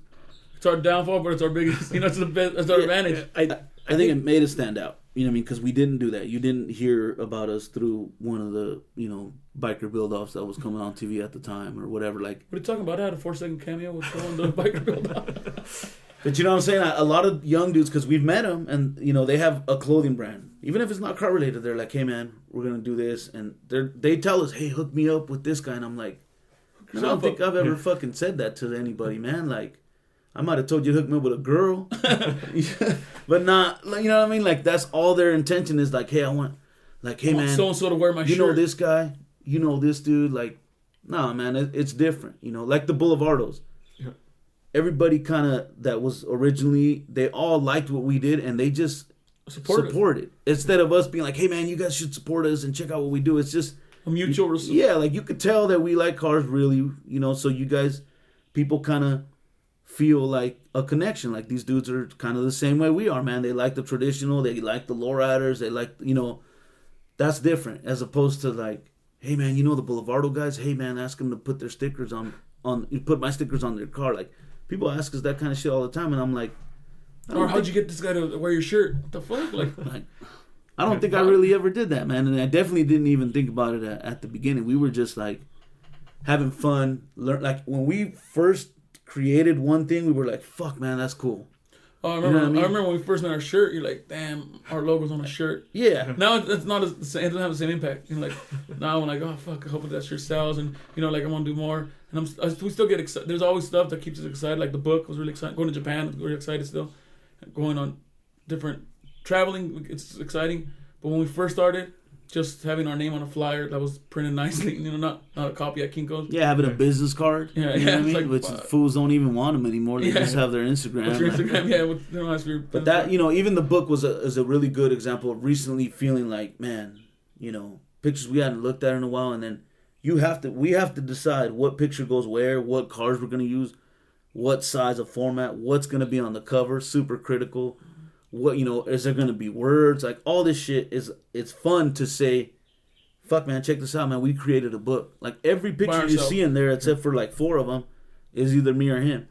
And you look at it, and I could tell you that was when I went to Bonneville. That was when I went to Texas. That boom, I went to New York, or I went to Japan, or this is the first time I met this dude, or damn, I remember this car was fucking cool, or like.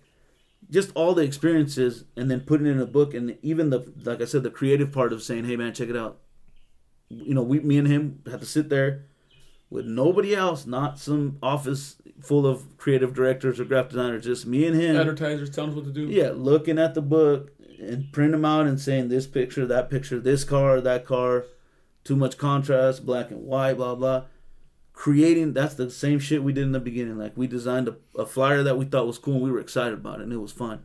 Where I think people now, they're only looking at how am I going to make money, man? You know what I mean? Like right off the bat, they're like, hey, I'm a photographer. I want to take pictures of this famous dude, or I want to take pictures of this famous girl, or I want to sell my pictures. Like, man, people would even ask, like, hey, how can I buy your pictures? And I'm like, you can't. Like, they're ours. You know what I mean? Like, you can't. Like, now you can buy my book, and we've done things here and there, but it's a different mentality when you're like, hey, how are we going to make money?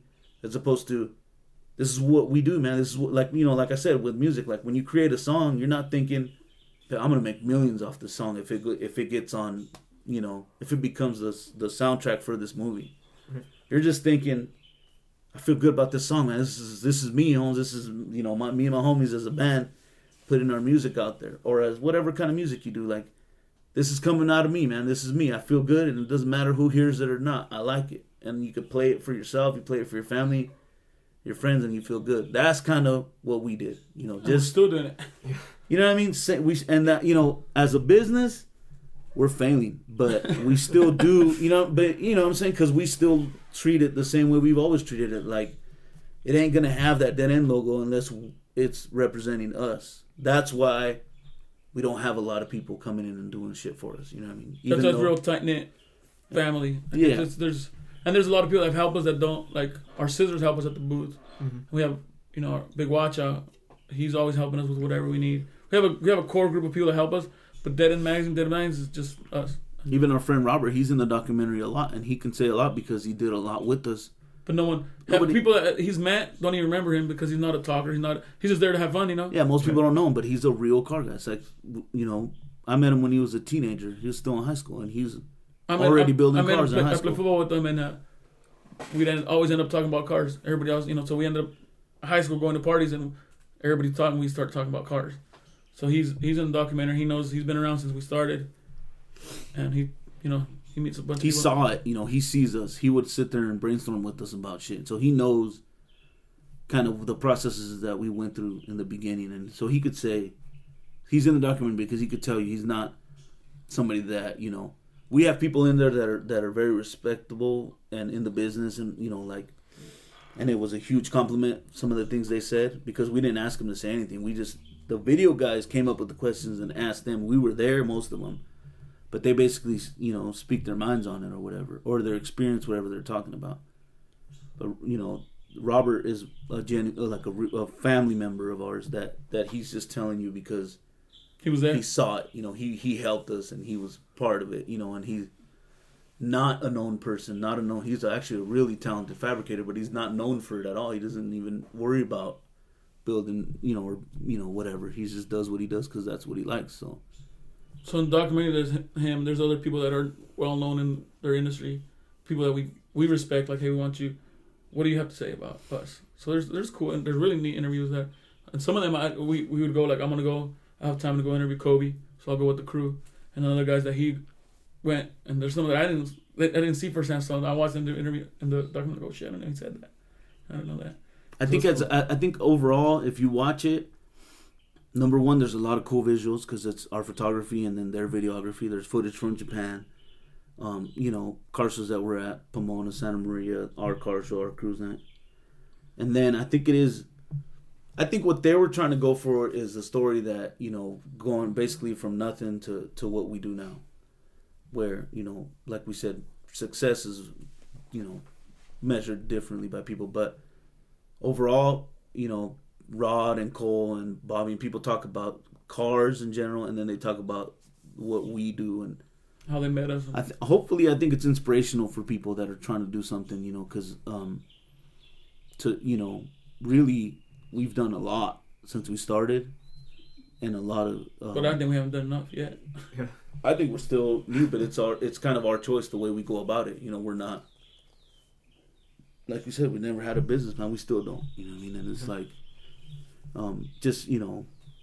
I think it's a cool story just about how we basically just created it because it's something that we're into. Awesome. Well, thank you guys very much. This has been a lot of fun. Cool. This is Good. waste of my time. I hope you got something that you want to use. You know what I mean? Well, all right. We made it to the end. Juan, Jesus, thank you guys so much for letting me sit down and interview you. I had a really great time, and I learned a lot. So thank you. I also want to thank my wife, Josie, for her infinite patience and support while putting this thing together. I also want to thank my car club, Los Boulevardos, in particular, Matt, Harry, Bob, Alex. Thank you guys for letting me test my interviewing skills with you off mic. And I guess Eric Frias. This mic rocks. Thank you so much for all the input on getting this thing started. So until next time, this is Nick for the Bomb City Podcast, signing off. Thanks.